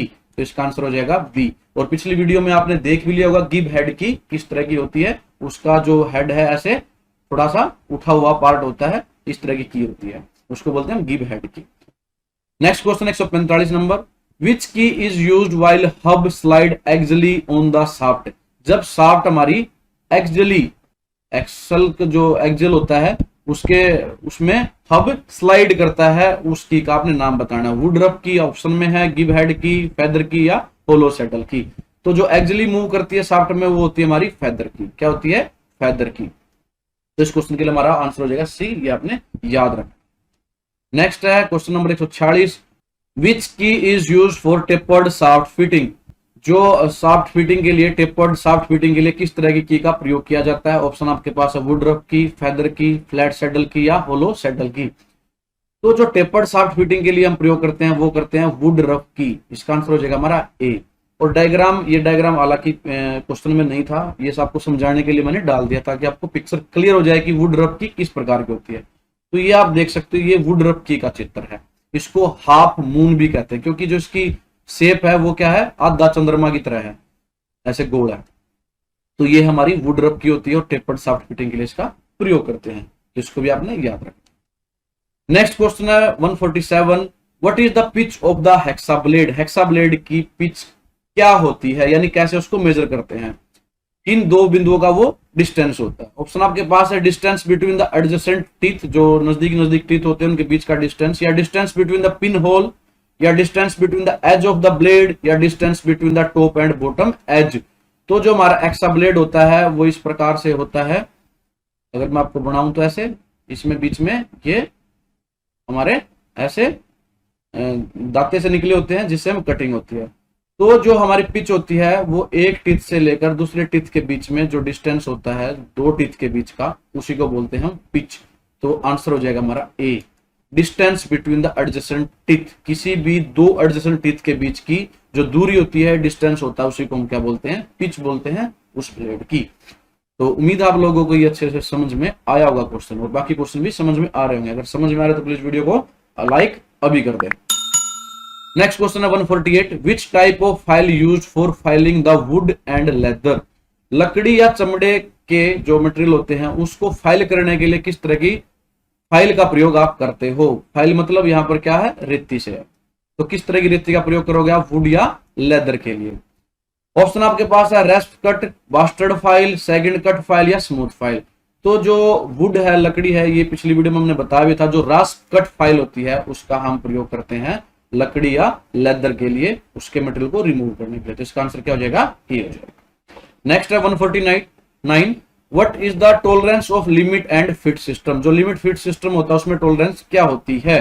Difference between the actual size and basic size, या difference between the standard and minimum size, या difference between the standard and maximum size, या difference between the maximum and minimum size. तो जो tolerance होती है limit और fit system में, वो होती है हमारी उसके मैक्सिमम साइज और मिनिमम साइज के बीच का अंतर को, अधिकतम और न्यूनतम आकार के बीच के अंतर को हम बोलते हैं टॉलरेंस। तो इस क्वेश्चन के लिए हमारा आंसर हो जाएगा D. Next 150, which type of fit will have maximum size hole and minimum size shaft. किस प्रकार के फिट में अधिकतम आकार का छेद होता है और न्यूनतम आकार की शाफ्ट होती है। देखो ये मान लिया आपका छेद है, ये हमारा मैक्सिमम साइज का है, और ये हमारी शाफ्ट है, ये मिनिमम साइज की है। तो ये आपकी इसके अंदर फिट करनी है आपने अंदर। तो आप देख सकते हो अगर ये मैक्सिमम साइज की है तो यहाँ पर बहुत जगह बच जाएगी, खाली रह जाएगी। तो आपने बताना है इस तरह के फिट को हम क्या बोलते हैं। ऑप्शन आपके पास interference fit, clearance fit, transition fit या श्रिंकेज फिट। तो इसको हम बोलेंगे क्लियरेंस फिट। आंसर हो जाएगा हमारा बी, क्लियरेंस। बीच में बहुत क्लियरेंस है, बहुत गैप है, यानी आसानी से ये दोनों चीजें क्या हो जाएंगी, फिट हो जाएंगी बिना किसी रुकावट के। तो इसको हम बोलते हैं क्लियरेंस फिट। नेक्स्ट है 151, which type of fit represent the tolerance zone of the hole and shaft overlap each other. एक दूसरे के ऊपर क्या करेंगे, वो ओवरलैप करेंगे। देखो अभी बताता हूं, ये मान लिया आपका होल है और ये आपकी शाफ्ट है। पिछली बार यहाँ पे क्लियरेंस था, लेकिन अब इसने कहा ओवरलैप करेगा, यानी कि ये जो शाफ्ट है बड़े साइज की है। जब इसका मैक्सिमम साइज लेते हैं तो ये फिट नहीं होती, और जब मिनिमम साइज लेते हैं ये थोड़ा सा जोर लगाने से फिट हो जाती है। यानी इनका जो टॉलरेंस लिमिट है, टॉलरेंस जोन है, वो एक दूसरे के ऊपर क्या करता है, ओवरलैप करता है। तो इस तरह के फिट को हम बोलते हैं ट्रांजिशन फिट। क्या कहेंगे इसको, ट्रांजिशन फिट। तो इस क्वेश्चन के लिए हमारा आंसर हो जाएगा ए। नेक्स्ट है 152, how to hold the small job while working on the bench grinder. Bench grinder पर काम करते हुए जो आपकी छोटी जॉब है उनको कैसे आप होल्ड करोगे। ऑप्शन आपके पास है hold the job with the cotton waste, cotton waste के साथ आप उस जॉब को होल्ड करोगे, या hold the job with the glove, दस्तानों के साथ उसको होल्ड करोगे, पकड़ के रखोगे, या hold the job with the plier, जो आपका प्लास होता है उसके साथ पकड़ोगे, या hold the job with the hand, या हाथ के साथ उसको होल्ड करोगे। तो जो स्मॉल जॉब होती है, जब आप बेंच ग्राइंडर पर काम करते हो तो उस तरह की जॉब को हम क्या करते हैं, प्लायर से होल्ड करते हैं। तो इस क्वेश्चन के लिए आंसर हो जाएगा हमारा C, hold the job with the plier. Next है 153, which type of operation carried out on the grinding wheel. ये आपका ग्राइंडिंग व्हील है, तो आपने बताना है इसके ऊपर जो ऑपरेशन किया जा रहा है कौन सा ऑपरेशन है। ऑप्शन आपके पास है ग्लेजिंग, लोडिंग, ड्रेसिंग या पिनिंग। तो जो ये ऑपरेशन किया जा रहा है ये हमारा ड्रेसिंग। तो इस क्वेश्चन के लिए हमारा आंसर हो जाएगा सी। याद रखना आपने ये ड्रेसिंग। और ड्रेसिंग हम क्यों करते हैं, देखो जो ग्राइंडिंग व्हील है इसका काम ग्राइंड करना होता है, लेकिन जब बार बार इसका हम प्रयोग करते हैं तो जो इसके ये उठे हुए उभरे हुए पार्ट हैं ग्राइंडिंग व्हील के, ये घिस जाते हैं और ये अपना काम करना बंद कर देते हैं या अच्छे से काम नहीं करते। तो इसको दोबारा रीग्राइंड करने के लिए या दोबारा इसकी टूल लाइफ को मेंटेन करने के लिए हम क्या करते हैं, ड्रेसिंग करते हैं इस टूल के साथ। इसको बोलते हैं ड्रेसिंग टूल। तो ये जो ऑपरेशन किया जा रहा है ये किया जा रहा है हमारा ड्रेसिंग। नेक्स्ट है 154, what is the recommended gap between the tool post and grinding wheel. Grinding wheel और टूल पोस्ट के बीच में गैप कितना होना चाहिए, यानी कि जो रिकमेंडेड है, जो इंजीनियर बताते हैं वो कितना होना चाहिए। ऑप्शन अब आपके पास है 1 मिलीमीटर, 2 मिलीमीटर, 3 मिलीमीटर या 4 मिलीमीटर। तो जो रिकमेंडेड गैप होता है टूल पोस्ट और ग्राइंडिंग व्हील के बीच में वो होता है हमारा 2 मिलीमीटर का। तो इस क्वेश्चन के लिए हमारा आंसर क्या हो जाएगा, बी। नेक्स्ट क्वेश्चन है 155, what is the pitch of wave set in the hacksaw blade. Hexa blade में जो वेव सेट की पिच है वो कितनी हम रखते हैं या कितनी वो होती है। ऑप्शन आपके पास है 0.4 मिलीमीटर, 0.8 मिलीमीटर, 1.2 मिलीमीटर या 1.0 मिलीमीटर। तो जो पिच होती है वेव सेट की हेक्सा ब्लेड में वो होती है हमारी 0.8 मिलीमीटर। आंसर क्या हो जाएगा हमारा बी, ये आपने याद रखना। नेक्स्ट है question 156, which drill machine is used to drill hole between the 6 mm to 12 mm। 6 mm से लेकर 12 mm तक के जो होल है वो ड्रिल करने के लिए हम किस तरह की ड्रिलिंग मशीन का प्रयोग करते हैं, उपयोग करते हैं, वो आपने बतानी है। ऑप्शन आपके पास है breast drill, ratchet hand drill, pneumatic hand drill या electric hand drill light duty. तो जो ड्रिल मशीन हम प्रयोग करते हैं 6 mm से लेकर 12 mm तक के होल करने के लिए वो होती है हमारी ब्रेस्ट ड्रिल। तो आंसर हो जाएगा हमारा ए। ये पिक्चर में आपको दिखा भी रखी है समझाने के लिए, हालांकि ये भी पिक्चर आपके क्वेश्चन में आपको नहीं मिलेगी। तो ये होती है हमारी ब्रेस्ट ड्रिल। ये जो पार्ट हमारा ये हम छाती पर लगाते हैं ऐसे, और ये हाथ से इसको रोटेट करते हैं, आगे से ये ड्रिल हो जाती है। तो इसका हम ऐसे प्रयोग करते हैं। तो 6 mm से लेकर अगर 12 mm तक पूछा जाए कि किस तरह की ड्रिलिंग मशीन का प्रयोग करते हैं तो आप कहेंगे ब्रेस्ट ड्रिल। नेक्स्ट क्वेश्चन है 157 नंबर पे, what are the tools are used to remove the drill and socket from the machine spindle. Machine spindle में अगर ड्रिल और सॉकेट फंस जाते हैं तो उसको निकालने के लिए किस प्रकार के टूल का प्रयोग किया जाता है, क्वेश्चन में ये पूछा गया। ऑप्शन आपके पास screw driver and hammer, spanner and hammer, punch and hammer या ड्रिफ्ट एंड हैमर। तो अगर आपकी ड्रिल और सॉकेट आपके मशीन स्पिंडल में फंस जाते हैं, अटक जाते हैं, तो उसको निकालने के लिए हम प्रयोग करते हैं ड्रिफ्ट एंड हैमर का। तो इस क्वेश्चन के लिए हमारा आंसर क्या हो जाएगा, डी हो जाएगा। ड्रिफ्ट एंड हैमर का प्रयोग किया जाता है ड्रिल को रिमूव करने के लिए मशीन स्पिंडल से। नेक्स्ट क्वेश्चन है 158, which angle help in the penetration of the cutting edge in the material, सामग्री में काटने के किनारे में प्रवेश करने में कौन सा कोण हमारी मदद करता है, हेल्प करता है। ऑप्शन आपके पास है helix angle, B point angle, clearance angle या रेक एंगल। तो जो एंगल होता है पेनिट्रेशन में मदद करता है, अंदर जाने में मदद करता है, वो करता है हमारा क्लियरेंस एंगल। तो इस क्वेश्चन के लिए हमारा आंसर हो जाएगा सी। तो ये आपने याद रखना। नेक्स्ट क्वेश्चन है 159, which tap in the set have 20 degree chamfer at the end. आपने बताना है किस टैप में जो लास्ट पार्ट होता है जहां चैम्पर की होती है, वो चैम्पर का जो कोण है वो 20 डिग्री होगा। तो अलग अलग तरह के टैप होते हैं, वो आपने बताना है कि किस तरह के टैप में हम 20 डिग्री चैम्पर प्रयोग करते हैं। ऑप्शन आपके पास intermediate tap, taper tap, plug tap या सेकंड टैप। तो जो 20 डिग्री चैम्पर प्रयोग करते हैं हम, वो करते हैं हम प्लग टैप में। तो इस क्वेश्चन के लिए हमारा आंसर क्या हो जाएगा, सी हो जाएगा, प्लग टैप। ये आपने याद रखना। आज की वीडियो का last question, why alternate teeth are staggered in the hacksaw blade.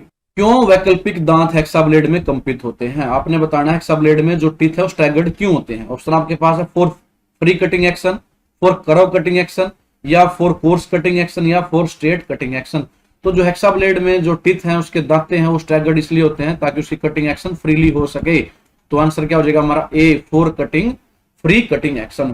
Free cutting action के लिए वो हेक्सा ब्लेड में जो टीथ हैं स्टैगर्ड किए जाते हैं। क्वेश्चन नंबर 161, 161वां क्वेश्चन है। क्वेश्चन इस प्रकार है, which material resist the flow of electron. कौन सा पदार्थ इलेक्ट्रॉन के प्रवाह को विरोध करता है, यानी कि जो अपने अंदर से इलेक्ट्रॉन को फ्लो नहीं होने देता, उस मटेरियल का नाम आपने बताना है। ऑप्शन आपके पास है गोल्ड यानी कि सोना, ग्लास यानी कि कांच, सिल्वर यानी कि चांदी, कॉपर यानी कि तांबा। तो इन चार ऑप्शन में से हमारा जो आंसर है वो है हमारा ग्लास यानी कि कांच।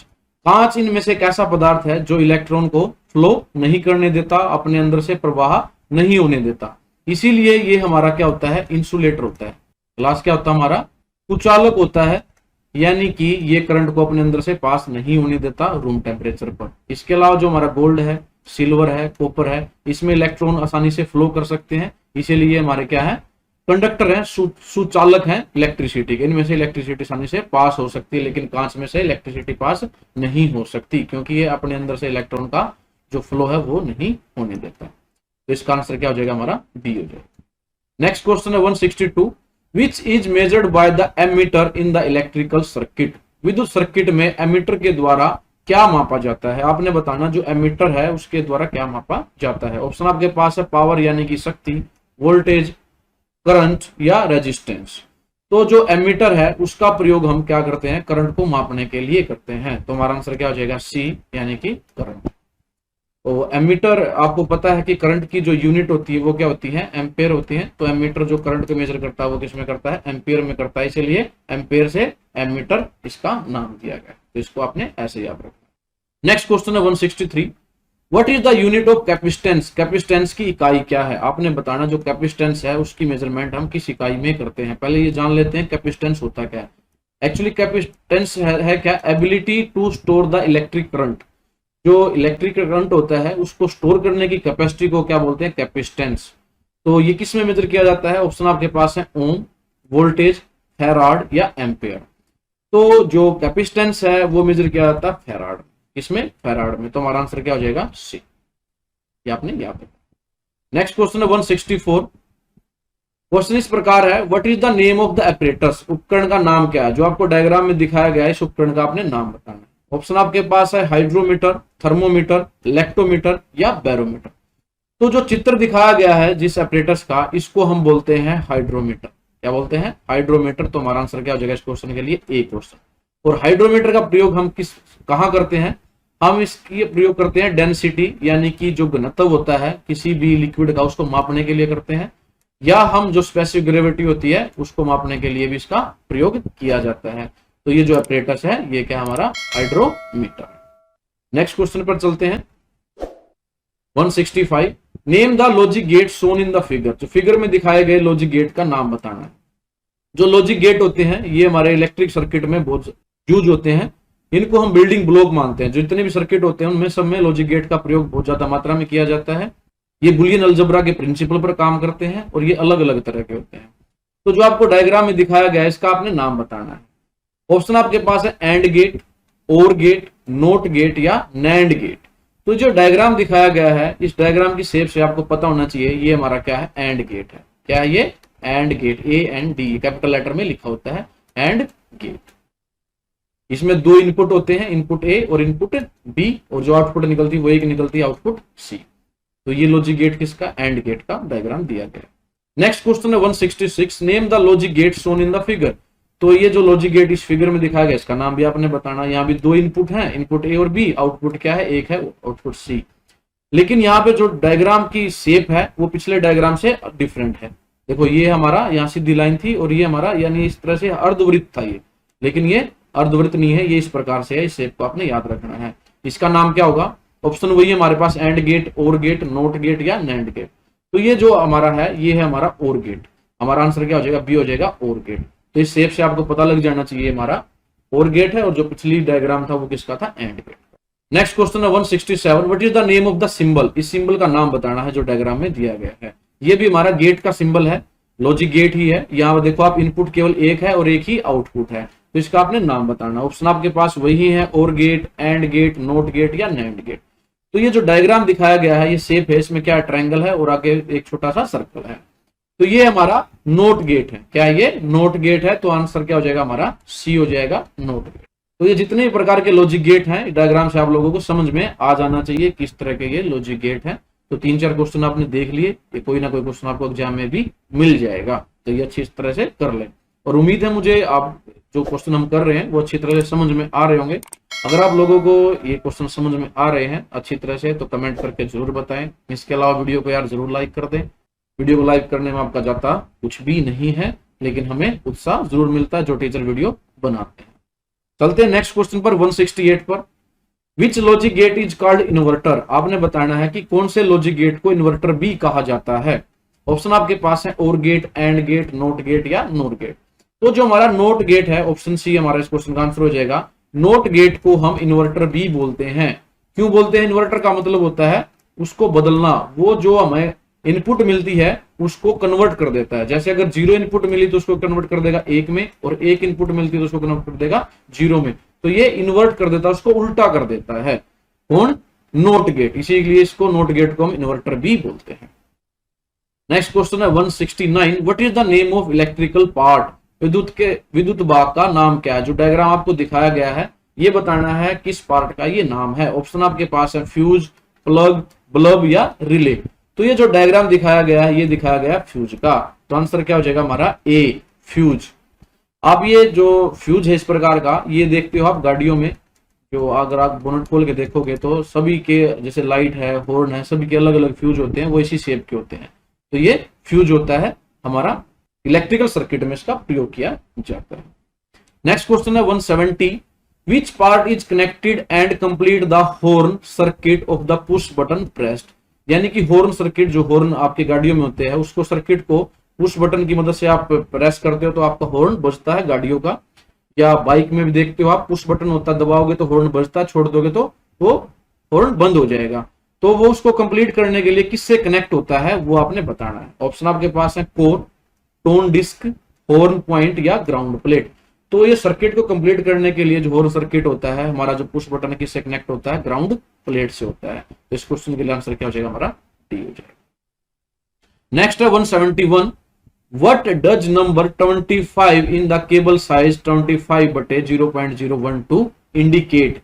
केबल का आकार इस प्रकार से दिया गया 25/0.012 क्या दर्शाता है। यानी आपने बताना जो 25 नंबर है, ये 25 नंबर किस चीज को दर्शाता है, किसकी वैल्यू ये बताता है। ऑप्शन आपके पास है length of the strand, number of the strand या डायमीटर ऑफ द स्ट्रैंड या थिकनेस ऑफ द केबल। तो ये जो डायग्राम मैंने साथ में बना भी रखा है, ये आपको इसमें क्वेश्चन में नहीं मिलेगा, आपको समझाने के लिए मैंने बनाया है। इसको बोलते हैं स्ट्रैंड। ये जो वायर है, वायर में अलग अलग ये लिपटे हुए हैं, ये है क्या? हमारी स्ट्रैंड है, अलग अलग आप देख सकते हो, ये क्या? इसको बोलते हैं स्ट्रैंड। तो आपने बताना जो 25 नंबर इसमें दिखाया गया है, जब हम केबल का आकार बताते हैं तो ये किसकी वैल्यू है। ये स्ट्रैंड की लंबाई बताता है, स्ट्रैंड की संख्या बताता है, स्ट्रैंड का व्यास बताता है, केबल की मोटाई बताता है। तो ये जो वैल्यू है 25, ये बताता है नंबर ऑफ स्ट्रैंड, कि इस वायर में जो नंबर ऑफ स्ट्रैंड उनकी संख्या कितनी है। तो आंसर क्या हो जाएगा हमारा? बी हो जाएगा। जैसे अगर यही वायर हो और इसमें 25/0.012 लिखा हो तो हम मान लेंगे कि इसमें जो स्ट्रैंड है ये वायर लिपटी हुई है हमारे कोर से, ये कितनी है 25 वायर, इस तरह से कितनी वायर लिपटी हुई है 25। तो जो 25 दिखाता है वो क्या बताता है, नंबर ऑफ स्ट्रैंड बताता है। नेक्स्ट क्वेश्चन है 172, what is the purpose of colour code in the cable, केबलों में रंग कोड का उद्देश्य क्या होता है। आप देखते हो घर में या कहीं भी यूज करते हैं तो अलग अलग कलर की आपको केबल मिलती है, लाल कलर की, येलो कलर की, ब्लैक कलर की, तो ये अलग अलग आपको केबल मिलती है। तो इसका फायदा क्या, पर्पज क्या, उद्देश्य क्या है। ऑप्शन आपके पास है colour refer to the current rating, ये आपकी जो कलर क्या दिखाता है, करंट रेटिंग को दिखाता है, या colour refer to voltage rating, voltage rating को बताता है, या easy identification of each circuit, प्रत्येक सर्किट की आसान पहचान के लिए इसका प्रयोग करते हैं। डी ऑप्शन है refer the size of the wire, या ये जो कलर कोडिंग होती है ये आपके वायर के साइज को बताती है। तो ये हालांकि सभी को पता होगा, जो अलग अलग कलर की वायर होती हैं वो क्या दिखाती है, इजी आइडेंटिफिकेशन के लिए हम इसका प्रयोग करते हैं, ताकि सर्किट में हम उसको आसानी से पहचान सके कि किस कलर की वायर किस पर्पज के लिए यूज की गई है, ये अर्थिंग के लिए है, फेस के लिए है, या इन्वर्टर की तार है। तो वो आइडेंटिफाई करने के लिए हम अलग अलग कलर की केबल का प्रयोग करते हैं। तो इस क्वेश्चन का आंसर क्या हो जाएगा, हमारा सी हो जाएगा। नेक्स्ट है 173, which device have the ability to store electric charge, किस उपकरण में विद्युत आवेश को संग्रहित करने की क्षमता होती है। यानी कि जो अभी हमने पिछले क्वेश्चन में पढ़ा था कैपेसिटेंस क्या होता है, वही एबिलिटी होता है। तो ये पूछा गया है कि अगर जिस भी पदार्थ में, उपकरण में इसको स्टोर करने की जो कैपेसिटी है वो होती है संग्रहित करने की, तो उस ऑपरेटर्स को, उस उपकरण का नाम क्या कहेंगे। ऑप्शन आपके पास है कैपेसिटर, रेजिस्टर, इंसुलेटर या कंडक्टर। तो कैपेसिटेंस हम इस एबिलिटी को बोलते हैं, और जिस भी पदार्थ में, जिस उपकरण में ये कैपेसिटी होती है उसको बोलते हैं हम कैपेसिटर। तो इस क्वेश्चन का आंसर क्या हो जाएगा, हमारा ये हो जाएगा कैपेसिटर। बहुत आसान है, कैपेसिटेंस से कैपेसिटर बना हुआ है। नेक्स्ट क्वेश्चन है 174, what is the energy conversion of battery during the discharge, discharge के दौरान बैटरी की का ऊर्जा रूपांतरण क्या होता है। यानी कि आपने बैटरी है आपके पास, बैटरी आपकी फुली चार्ज थी, अब वो कन्वर्ट हो रही है, यानी आप उसको डिस्चार्ज कर रहे हो, तो क्या होता है उसमें। ऑप्शन आपके पास electrical energy into heat energy, chemical energy into electrical energy, या electrical energy into chemical energy, या electrical energy into mechanical energy. तो इस बैटरी का प्रयोग क्या करते हो, आप पंखा चलाने में करते हो, किसी बल्ब को ऑन करने में करते हो, यानी कि आप घर में जो इंस्ट्रूमेंट होते हैं उनको चलाने में करते हो, बैटरी आपकी चार्ज है। तो उस दौरान क्या होता है, जो केमिकल एनर्जी है बैटरी के अंदर क्या होती है, केमिकल एनर्जी होती है, वो किस में कन्वर्ट होती है, इलेक्ट्रिकल एनर्जी में। यानी कि जो रासायनिक ऊर्जा है वो किस में कन्वर्ट हो जाएगी, विद्युत एनर्जी में, और आपके जो ऑपरेटर्स है वो चल पड़ेंगे। तो इस क्वेश्चन का आंसर क्या हो जाएगा, हमारा डी हो जाएगा। जो बैटरी होती है डिस्चार्जिंग के दौरान जो केमिकल एनर्जी है वो किस में कन्वर्ट होती है, इलेक्ट्रिकल एनर्जी में। Next question 175, what is the energy conversion of battery during charging. अब आपने बताना चार्जिंग के दौरान बैटरी में किस तरह की ऊर्जा का रूपांतरण होता है। ऑप्शन आपके पास वही है। अब आपकी बैटरी चार्ज आप कर रहे हो, यानी आप उसमें लाइट दे रहे हो, इलेक्ट्रिसिटी उसमें दे रहे हो, तो इसमें क्या हो जाएगा, जो आपकी इलेक्ट्रिकल एनर्जी है वो किस में कन्वर्ट हो जाएगी, केमिकल एनर्जी में, केमिकल एनर्जी में स्टोर कर लेगी बैटरी आपकी। तो आपका आंसर क्या हो जाएगा, ए हो जाएगा। चार्जिंग के दौरान जो इलेक्ट्रिकल एनर्जी है वो किस में कन्वर्ट होती है, केमिकल में। हिंदी में बात करें तो जो विद्युत ऊर्जा है वो किस में कन्वर्ट हो जाएगी, रासायनिक ऊर्जा में। तो ये दोनों क्वेश्चन इस प्रकार से। नेक्स्ट क्वेश्चन देखते हैं 176, what is the material of positive plate in the lead acid battery. जो लेड एसिड बैटरी होती है उसमें जो पॉजिटिव प्लेट होती है वो किस सामग्री से बनी होती है, उस मटेरियल का आपने नाम बताना है। पॉजिटिव प्लेट, देखो जो लेड एसिड बैटरी होती है उसमें, या कोई भी बैटरी होती है उसमें दो तरह की प्लेट होती है, दो टर्मिनल होते हैं, एक पॉजिटिव होता है एक नेगेटिव होता है। तो आपने पॉजिटिव टर्मिनल का मटेरियल बताना किस मटेरियल का बना होता है, किसमें, लेड एसिड बैटरी में। ऑप्शन आपके पास है टिन, लेड पेरोक्साइड, एंटीमनी या स्पॉन्जी लेड। तो जो लेड एसिड बैटरी में यूज करते हैं वो करते हैं lead peroxide as a positive terminal, किसके लिए, पॉजिटिव के लिए। तो इस क्वेश्चन का आंसर क्या हो जाएगा हमारा। Next question 177, which acid is used in the lead acid battery. Lead acid battery में किस अम्ल का उपयोग किया जाता है, आपने बताना है किस एसिड का प्रयोग किया जाता है लेड एसिड बैटरी में। ऑप्शन आपके पास है नाइट्रिक एसिड, बी ऑप्शन है सल्फ्यूरिक एसिड, सी ऑप्शन है हाइड्रोब्रोमिक एसिड, या डी ऑप्शन है हाइड्रोक्लोरिक एसिड। तो जो लेड एसिड बैटरी है उसमें हम यूज करते हैं सल्फ्यूरिक एसिड, जिसको हम तेजाब भी बोलते हैं। तो इस क्वेश्चन का आंसर क्या हो जाएगा हमारा, B. Next question 178, what is the specific gravity of fully charge battery. पूरी तरह से चार्ज बैटरी का विशिष्ट गुरुत्व क्या होता है। तो अभी हमने इस वीडियो में क्वेश्चन आया था स्पेसिफिक ग्रेविटी मेजर करने के लिए हम किसका प्रयोग करते हैं? हाइड्रोमीटर का। एक डायग्राम था, उसमें पूछा गया था किस उपकरण का नाम है, तो हाइड्रोमीटर से हम मेजर करते हैं। तो इसमें पूछा गया जो फुली चार्ज बैटरी होती है उसका जो स्पेसिफिक ग्रेविटी है, विशिष्ट गुरुत्व, उसकी वैल्यू कितनी होती है। और अलग अलग ऑप्शन आपके पास हैं, तो आपको याद होना चाहिए जो विशिष्ट गुरुत्व होता है, स्पेसिफिक ग्रेविटी होती है फुली चार्ज बैटरी की, वो होती है 1.26 से लेकर 1.28 के बीच में। तो ये आपके ऑप्शन डी में है, तो इसका आंसर भी क्या हो जाएगा? डी हो जाएगा। जो फुली चार्ज बैटरी का जो विशिष्ट गुरुत्व है हमारा, ये होगा 1.260 से लेकर 1.280 के बीच में। ये आप हाइड्रोमीटर की मदद से मेजर कर सकते हो। नेक्स्ट क्वेश्चन है 179। What type of EMF is produced if the conductor moved and cut the magnetic field? यदि कंडक्टर में चुंबकीय फील्ड को स्थानांतरित और काट दिया जाए तो किस प्रकार का EMF उत्पन्न होता है, आपने ये बताना है। ऑप्शन आपके पास है dynamically induced EMF, statistically induced, electrochemical induced EMF या इलेक्ट्रोमैग्नेटिक इंड्यूस्ड EMF। तो पहले इस चीज को समझ लेते हैं। देखो यहाँ पर जो कंडक्टर है वो कोई मेटल होगा, वो तो किसने बताया कि मूव करता है। क्या कर रहा है? वो मूव कर रहा है, रोटेट कर रहा है। जो मैग्नेटिक फील्ड है इसके आसपास वो क्या है? फिक्स है। तो जब हमारा कंडक्टर मूव करता है और मैग्नेटिक फील्ड हमारी स्टेशनरी होती है, तो जो EMF प्रोड्यूस होता है वो होता है हमारा डायनेमिकली इंड्यूस्ड EMF, गतिशील रूप से प्रेरित EMF। तो इस क्वेश्चन का आंसर क्या हो जाएगा? हमारा ए हो जाएगा। अगर यही क्वेश्चन इस प्रकार से पूछा होता कि कंडक्टर जो हमारा है वो फिक्स है और मैग्नेटिक फील्ड मूव कर रही है, तो इस क्वेश्चन का आंसर हमारा क्या होता? बी होता, स्टैटिस्टिकली इंड्यूस्ड EMF। लेकिन यहाँ पर कंडक्टर हमारा क्या मूव कर रहा है और मैग्नेटिक फील्ड क्या है हमारी? फिक्स है एक जगह पर, तो ये क्या हो जाएगा? हमारा डायनेमिकली इंड्यूस्ड EMF। अब चलते हैं आज की वीडियो के लास्ट क्वेश्चन पर। क्वेश्चन है हमारा what is the effect of soft iron bar in the close circuit? Close circuit में सॉफ्ट आयरन बार पर क्या प्रभाव होगा? आपके सामने एक डायग्राम दिया गया है। ये हमारा क्या है? सॉफ्ट आयरन है और इसके बाहर कितने टर्न है? 100 टर्न एक वायर से लिपटे हुए हैं। यहां से आप बैटरी के थ्रू इसमें करंट पास करते हो। तो जब करंट पास करते हो तो सॉफ्ट आयरन के ऊपर क्या असर होगा, क्या प्रभाव होगा? ऑप्शन आपके पास है शॉक इफेक्ट होगा, हीटिंग इफेक्ट होगा, या मैग्नेटिक इफेक्ट होगा, या केमिकल इफेक्ट होगा। तो सॉफ्ट आयरन की अगर आप इस तरह से करंट पास करोगे तो क्या बन जाएगी? चुंबक बन जाएगी, इसमें मैग्नेटिक फील्ड आ जाएगी। तो कौन सा असर हो जाएगा? मैग्नेटिक इफेक्ट, जिसको हिंदी में बोलते हैं चुंबकीय प्रभाव। तो इस क्वेश्चन का आंसर क्या हो जाएगा? हमारा सी हो जाएगा। जब करंट पास करोगे आप सॉफ्ट आयरन में से, तो इसमें क्या आ जाएगी? मैग्नेटिक इफेक्ट आ जाएगा, चुंबकीय प्रभाव आ जाएगा। क्वेश्चन नंबर है 181। What is the name of electronic symbol? Electronic प्रतीक का नाम क्या है? आपके सामने डायग्राम दिया गया है, इसका नाम आपने बताना है। ये किस चीज का डायग्राम है? ऑप्शन आपके पास है डायोड, स्विच, बैटरी या ट्रांजिस्टर। तो आपके सामने जो ये डायग्राम है, ये डायग्राम है हमारे डायोड का। तो इस क्वेश्चन का आंसर हमारा हो जाएगा ए।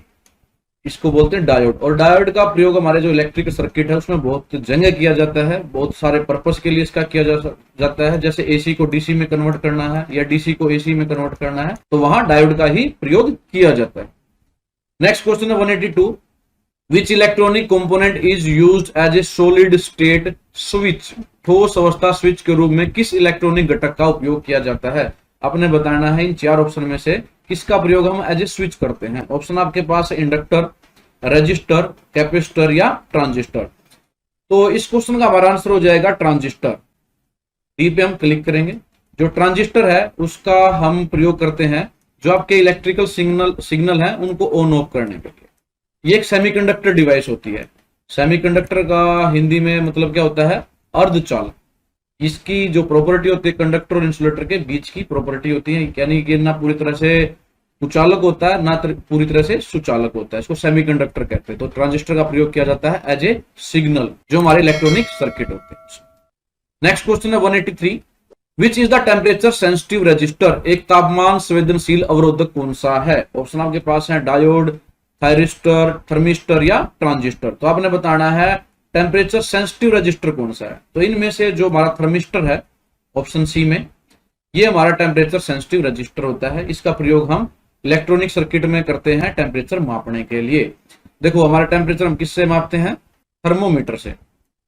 तो जो थर्मो शब्द है उसका प्रयोग यहां भी किया गया है, THERM, थर्मो। तो जहां भी ये लगा होगा इसका मतलब टेम्परेचर से रिलेटेड होती है कोई भी चीज, तो जो टेम्परेचर सेंसिटिव रजिस्टर है वो हमारा क्या हो जाएगा, थर्मिस्टर हो जाएगा। इस क्वेश्चन के लिए आंसर है सी।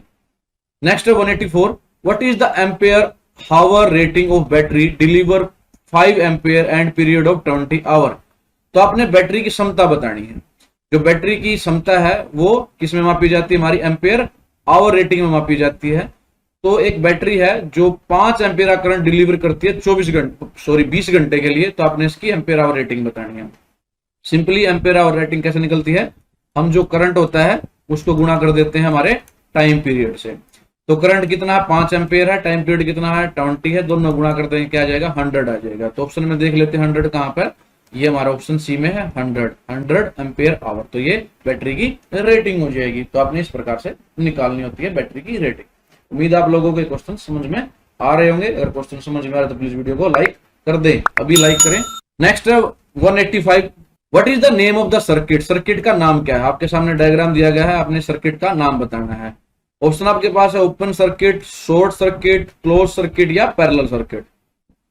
तो देखो सर्किट में क्या चीज है, यहां पर आपको एक लोड दिया गया है, यहां पर बैटरी है और यहां पर स्विच है। तो स्विच को देखो, स्विच क्या हमारा ओपन है, क्या ये ओपन है, तो यानी कि इसमें से करंट फ्लो नहीं कर रहा है, तो इसको हम क्या कहेंगे, ओपन सर्किट कहेंगे। आंसर क्या हो जाएगा इस क्वेश्चन के लिए, ए हो जाएगा। अगर ये क्लोज होता है तो हमारा क्या होता है, ये क्लोज सर्किट है, लेकिन यहाँ पर करंट इसमें फ्लो नहीं कर रहा है, तो इसको हम बोलेंगे, क्या बोलेंगे, ओपन सर्किट। नेक्स्ट क्वेश्चन है 186, what is the net resistance R if R1 and R2 resistance R connected in the series.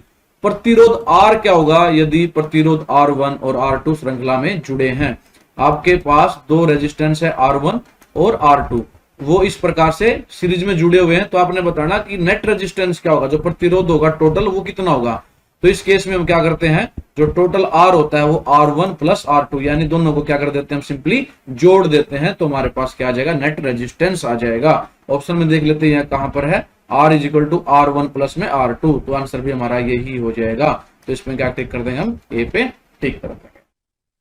अगर यही हमारा पैरेलल होता, यहाँ पर कनेक्टेड इन सीरीज लिखा है, तो वहां पर अगर पैरेलल लिखा होता तो वो हमारा हो जाता 1/R is equal to 1/R1 plus 1/में R2। तो फिर वो ऐसे जुड़ता, लेकिन यहाँ पर सीरीज में पूछा गया तो सीरीज में हम सिंपली ऐड कर देते हैं। नेक्स्ट क्वेश्चन हमारा 187, what is the name of electronic symbol. आपके सामने जो ये विद्युत प्रतीक है इसका नाम बताना है। ऑप्शन आपके पास है सेल, बैटरी, अर्थ या रेजिस्टेंस। तो इसमें आप देख सकते हो कई सारी सेल जुड़ी हुई हैं, तो इसको हम बोलेंगे बैटरी। तो आंसर हमारा क्या हो जाएगा, बैटरी। बी पे हम टिक करेंगे। देखो सेल क्या होती है, अगर सिर्फ ये इतना सर्किट होता, यहाँ पर नेगेटिव और पॉजिटिव, तो इसको हम बोलते हैं सेल। क्या बोलते हैं इसको हम, सेल। लेकिन यहाँ पर कई सारी सेल जुड़ के क्या बना देती हैं, बैटरी बना देती हैं। तो यहाँ हमारा आंसर क्या हो जाएगा, बैटरी। नेक्स्ट क्वेश्चन है 188, what is the name of electronic measuring instrument. विद्युत मापक यंत्र का नाम बताओ। जो डायग्राम में आपको दिखाया गया है इसका आपने नाम बताना है। ऑप्शन आपके पास है एमीटर, वोल्टमीटर, वाटमीटर या मल्टीमीटर। तो ये जो डायग्राम है, ये उपकरण है, इसको हम बोलते हैं मल्टीमीटर। आंसर क्या हो जाएगा हमारा, डी, मल्टीमीटर। इसका प्रयोग हम टेस्टिंग के लिए करते हैं। जो करंट है, इलेक्ट्रिकल सिग्नल है, जैसे हमारे मोटर में है, कोई वायरिंग में है, या बैटरी की टेस्टिंग, तो वहां पर ये बहुत ज्यादा यूज किया जाता है हमारा मल्टीमीटर। नेक्स्ट है 189, what is the name of the part marked x in the nucleus. नाभिक में एक्स के रूप में चिन्हित भाग का नाम बताओ।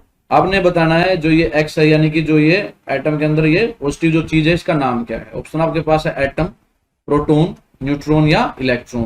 तो ये अगर पॉजिटिव सिंबल है तो जो पॉजिटिव साइन होता है, जो पॉजिटिव सिंबल कैरी करता है, वो होता है हमारा प्रोटॉन। तो इस क्वेश्चन के लिए आंसर क्या हो जाएगा, बी हो जाएगा। देखो न्यूट्रॉन में हमारा कोई भी चार्ज नहीं होता, ना पॉजिटिव होता ना नेगेटिव, न्यूट्रल होता है, जीरो चार्ज होता है। लेकिन इलेक्ट्रॉन में हमारा नेगेटिव होता है और प्रोटॉन में क्या होता है, हमारा पॉजिटिव चार्ज होता है। तो यहाँ पॉजिटिव चार्ज के बारे में पूछा गया है, तो हमारा आंसर क्या हो जाएगा। Next 190, which is the semiconductor material. अर्धचालक सामग्री कौन सी है। इनमें से बताना है कि किसका प्रयोग हम सेमीकंडक्टर बनाने में यूज करते हैं, सेमीकंडक्टर मटेरियल है। ऑप्शन आपके पास है आयरन, गोल्ड, सिलिकॉन या कार्बन। तो जो सेमीकंडक्टर मटेरियल है वो होता है हमारा सिलिकॉन। ये बहुत ज्यादा मात्रा में प्रयोग किया जाता है। जितने भी हमारी सेमीकंडक्टर डिवाइसेज होती हैं, इंटीग्रेटेड सर्किट होते हैं, डायोड होते हैं, कहीं भी उसमें कहा क्या प्रयोग किया जाता है, हमारा सिलिकॉन। तो दो मटेरियल होते हैं जो मेनली प्रयोग किए जाते हैं, silicon and germanium.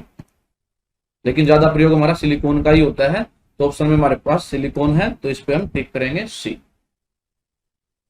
191 which component is made by the semiconductor material, अर्धचालक पदार्थ किस घटक द्वारा बनाया जाता है, यानी कि इन चार ऑप्शन में से किसमें हम सेमीकंडक्टर मटेरियल का प्रयोग करते हैं बनाने में। ऑप्शन आपके पास है स्विच में, रजिस्टर में, या कैपेसिटर में, या ट्रांजिस्टर में। तो ये हम पढ़ भी चुके हैं, जो हमारा ट्रांजिस्टर है ये एक सेमीकंडक्टर डिवाइस ही होता है जिसका प्रयोग हम एज ए स्विच करते हैं। तो इसका आंसर क्या हो जाएगा, ट्रांजिस्टर। तो ट्रांजिस्टर में हम किस मटेरियल का प्रयोग करते हैं, सेमीकंडक्टर मटेरियल का प्रयोग करते हैं, अर्धचालक पदार्थ का प्रयोग इसमें किया जाता है। नेक्स्ट क्वेश्चन हमारा 192 what is the name of central part of A atom, किसी परमाणु के मध्य भाग का नाम बताओ। जो एटम होता है उसके जो मिडल में जो पार्ट होता है उसका अपने नाम बताना है। ऑप्शन आपके पास है प्रोटॉन, इलेक्ट्रॉन, न्यूट्रॉन या न्यूक्लियस। तो जो सेंट्रल पार्ट होता है उस सेंट्रल पार्ट को हम बोलते हैं न्यूक्लियस, हिंदी में बोलेंगे नाभिक। तो इस क्वेश्चन के लिए आंसर क्या हो जाएगा हमारा, डी हो जाएगा। नेक्स्ट है 193 how the flow of electron is called, electron के प्रवाह को क्या कहा जाता है। ऑप्शन आपके पास है करंट, पावर, वोल्टेज या रेजिस्टेंस। तो जो इलेक्ट्रॉन का फ्लो होता है, इलेक्ट्रॉन हमारे इसमें क्या साइन होता है, इस पे नेगेटिव चार्ज होता है, तो इनका जो फ्लो होता है उसकी वजह से हमारा क्या होता है, करंट उसमें प्रोड्यूस होता है। तो हमारा आंसर भी क्या हो जाएगा, ए हो जाएगा करंट। तो इलेक्ट्रॉन के प्रभाव से क्या प्रोड्यूस होता है, या इलेक्ट्रॉन के प्रभाव को हम क्या कहेंगे, करंट कहेंगे।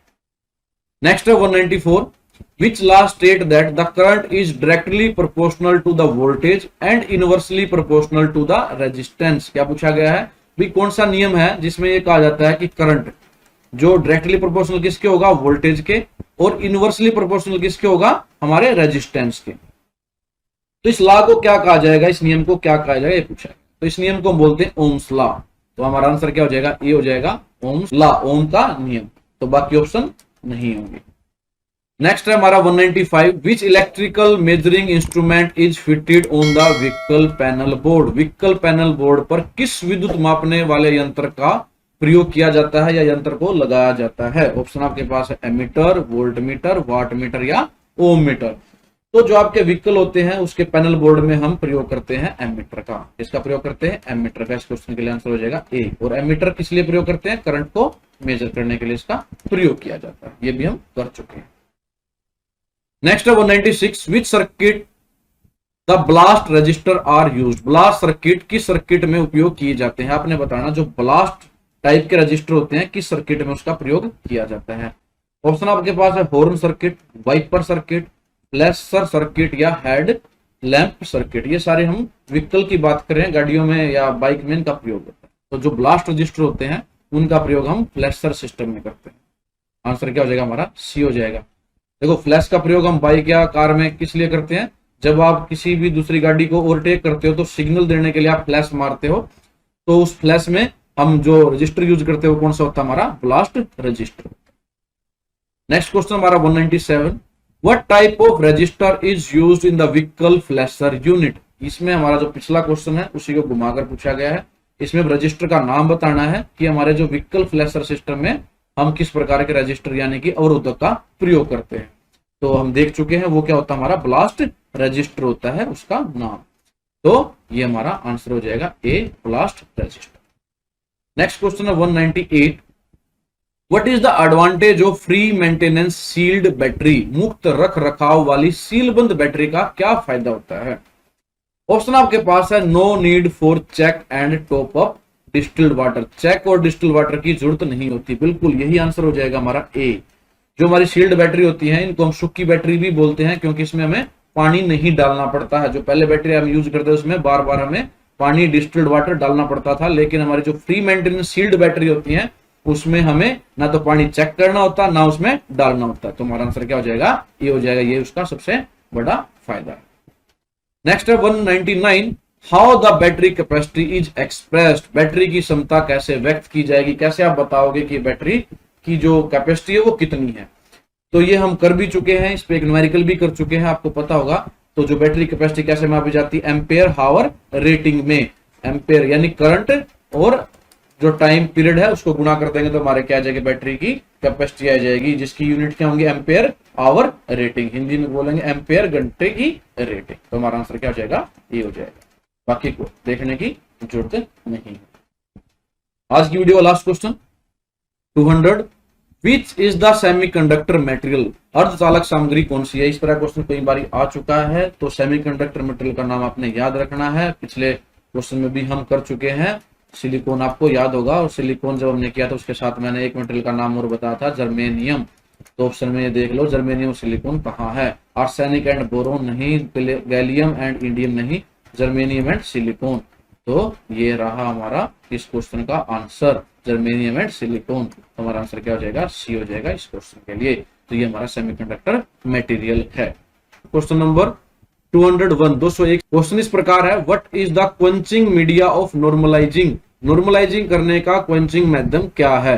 देखो सबसे पहले बात करते हैं नॉर्मलाइजिंग होता क्या है। ये एक हीट ट्रीटमेंट प्रोसेस है।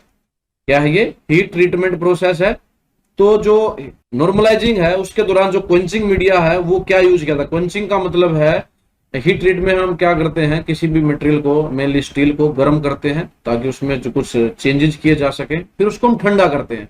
तो ठंडा करने के लिए हमारे मीडियम अलग अलग होते हैं, उसी को हम बोलते हैं क्वेंचिंग मीडिया। तो जो नॉर्मलाइजिंग प्रोसेस है उसमें जो क्वेंचिंग मीडिया है वो क्या यूज होता है वो बताना है। ऑप्शन आपके पास है, वाटर स्प्रे, ओपन एयर यानी खुली हवा, ऑयल बाथ तेल स्नान, या वाटर बाथ जिसको पानी स्नान भी आप हिंदी में कह सकते हो।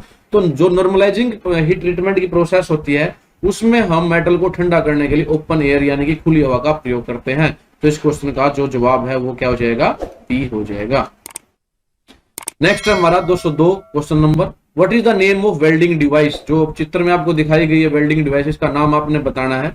ऑप्शन आपके पास है, motor generator, engine generator, regulator या अल्टरनेटर।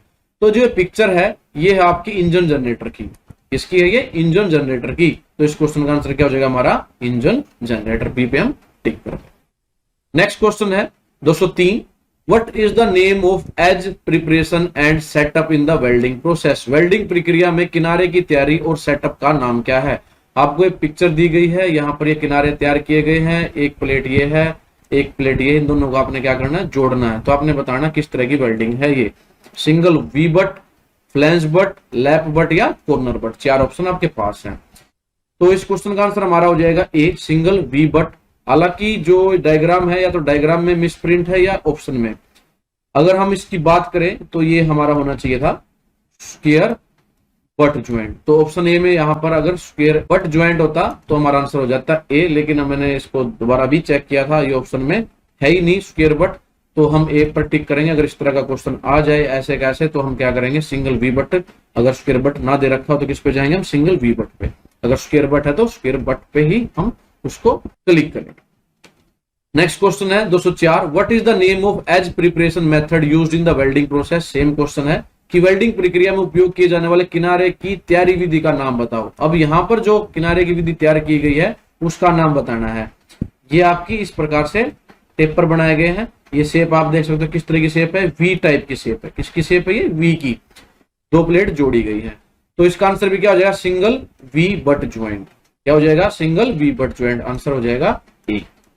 नेक्स्ट क्वेश्चन है 205, which type of physical transformation takes place during the arc welding process. जो आपकी आर्क वेल्डिंग प्रोसेस है उसके दौरान उसमें कितने परिवर्तन होते हैं, फिजिकल ट्रांसफॉर्मेशन होते हैं हमारे मेटल के बीच में, वो बतानी है। ऑप्शन आपके पास है, colour transfer, metal transfer, current transfer या हीट ट्रांसफर। देखिए जब भी आर्क वेल्डिंग प्रोसेस होती है उसमें क्या होता है, हमारा मेटल की ट्रांसफॉर्मेशन होती है। जो धातु है उसका स्थानांतरण होता है, क्योंकि वो किस में चला जाता है, मोल्टन स्टेट में चला जाता है, थोड़ी सी पिघलने वाली अवस्था में आ जाता है और एक दूसरे में मेटल क्या हो जाता है, ट्रांसफर हो जाता है और वो जुड़ जाता है। तो इस क्वेश्चन का आंसर क्या हो जाएगा हमारा, डी हो जाएगा। नेक्स्ट है 206, what is the colour of acetylene gas cylinder. Acetylene gas cylinder का रंग कैसा होता है। देखो आप कलर से बता सकते हो सिलेंडर ऑक्सीजन का है, एसिटिलीन का या किसी दूसरी गैस का। तो आपने बताना है कि एसिटिलीन गैस सिलेंडर के लिए हम किस कलर का प्रयोग करते हैं, रेड कलर का यानी कि लाल का, मैरून, ब्लैक या पिकॉक ब्लू। तो जो एसिटिलीन गैस सिलेंडर है उसका जो कलर होता है वो कैसा होता है, मैरून कलर होता है। तो आंसर क्या हो जाएगा हमारा, बी हो जाएगा। आप सिलेंडर के रंग से देख के बता सकते हो कि वो किस गैस का सिलेंडर यानी उसके अंदर कौन सी गैस है। तो उम्मीद है आप लोगों के क्वेश्चन समझ में आ रहे होंगे। अगर क्वेश्चन समझ में आ रहे तो प्लीज वीडियो को लाइक कर दें, कमेंट करके मुझे जरूर बताएं। नेक्स्ट क्वेश्चन है 207, what is the colour of oxygen gas cylinder? Oxygen gas cylinder का रंग कैसा होता है? रेड, मैरून, ब्लैक या पीकॉक ब्लू? आपके पास 4 ऑप्शन है। तो जो ऑक्सीजन गैस सिलेंडर है ये आप सभी को पता होगा किस कलर का होता है। इसका सिलेंडर ब्लैक कलर का होता है, काले रंग का ये सिलेंडर होता है। तो ऑप्शन क्या हो जाएगी हमारी? सी हो जाएगी। नेक्स्ट है हमारा, what is the name of oxy acetylene gas flame? Oxy acetylene gas की ज्वाला का नाम बताओ। आपको डायग्राम दिया गया है, आपने बताना है किस तरह का फ्लेम है। ऑप्शन आपके पास है arc flame, neutral flame, carburising flame या ऑक्सीडाइजिंग फ्लेम। देखिए मेनली जब हम ऑक्सी एसिटिलीन गैस फ्लेम की बात करते हो 3 तरह के फ्लेम होते हैं, न्यूट्रल फ्लेम, कार्बोराइजिंग फ्लेम या ऑक्सीडाइजिंग फ्लेम। तो इन दोनों में या तीनों में हम कैसे डिफरेंशिएट करते हैं वो देख लेते हैं। देखो यहाँ पर ये फ्लेम है, ये हमारा ब्लू कलर का होता है, नीले कलर का होता है, और ये जो यहाँ बनी हुई है कोण बना हुआ है ये हमारा व्हाइट यानी कि सफेद कलर का होता है। तो जो आपका न्यूट्रल फ्लेम होता है इसमें ये थोड़ा सा जो व्हाइट कलर का ये कोण होता है थोड़ा सा बड़ा होता है, और ये इसमें बड़ा ही है। तो इस क्वेश्चन का आंसर तो हमारा हो जाएगा बी, न्यूट्रल फ्लेम। अगर ये फ्लेम थोड़ा छोटा होता यानी ये इतना होता तो ये हो जाता हमारा ऑक्सीडाइजिंग फ्लेम। ऑक्सीडाइजिंग फ्लेम में यही पहचान है, ये थोड़ा सा पॉइंटेड होता है और थोड़ा छोटा होता है। अगर ये होता कार्बोराइजिंग फ्लेम तो यहाँ पर आपके एक फ्लेम और होता, यहाँ पर एक कोण होता, ये हमारा लगभग रेड लाल कलर का होता है। तो अगर यहाँ पर 2 कोण बने हुए हैं तो वो होता हमारा कार्बोराइजिंग फ्लेम। अगर एक बना हुआ और वो छोटा सा है तो उसको बोलते हैं ऑक्सीडाइजिंग फ्लेम। और अगर ये एक ही है थोड़ा लंबा है तो उसको बोलते हैं न्यूट्रल फ्लेम, जैसा कि हमारा इस डायग्राम में था। इस डायग्राम में क्या था, ये हमारा थोड़ा लंबे आकार का था ये कोण। तो ये हमारा आंसर क्या हो जाएगा? बी हो जाएगा, न्यूट्रल फ्लेम। तो इन तीनों फ्लेम में आप ऐसे डिफरेंशिएट कर सकते हो, किसी तरह से क्वेश्चन पूछा जा सकता है। नेक्स्ट है हमारा question number 209, what is the name of weld joint? Weld संयुक्त का नाम आपने बताना है। ये जो वेल्डिंग प्रोसेस है ये तैयारी कर रखी है वेल्डिंग करने की, तो ये किस तरह की प्रोसेस है? देखो double V butt, double U butt, single bevel butt या डबल जे बट। तो जो शेप है ये इस प्रकार की, ये किस में आती है? बेवल में आती है। तो इसको हम कहेंगे सिंगल बेवल बट ज्वाइंट। तो आंसर क्या हो जाएगा हमारा? सी हो जाएगा। अगर ये दोनों साइड होती इस प्रकार से, इधर भी और इधर भी, फिर ये होता है हमारा सिंगल वी बट। लेकिन यहाँ पर एक साइड है ये टेपर, तो इसको बोलेंगे हम single bevel butt joint. Next हमारा question number 210, name the welding process? Welding प्रक्रिया का नाम बताओ। जो आपके सामने ये मशीन दिखाई गई है ये किस तरह की वेल्डिंग है ये आपने बतानी है। ऑप्शन आपके पास है plasma arc welding, electro slag welding, gas metal arc welding या सबमर्ज आर्क वेल्डिंग। देखो आप डायग्राम में यहाँ देख सकते हो, ये वायर है, इलेक्ट्रिक वायर है, ये आगे ऐसे यहाँ तक पहुंचाया गया करंट।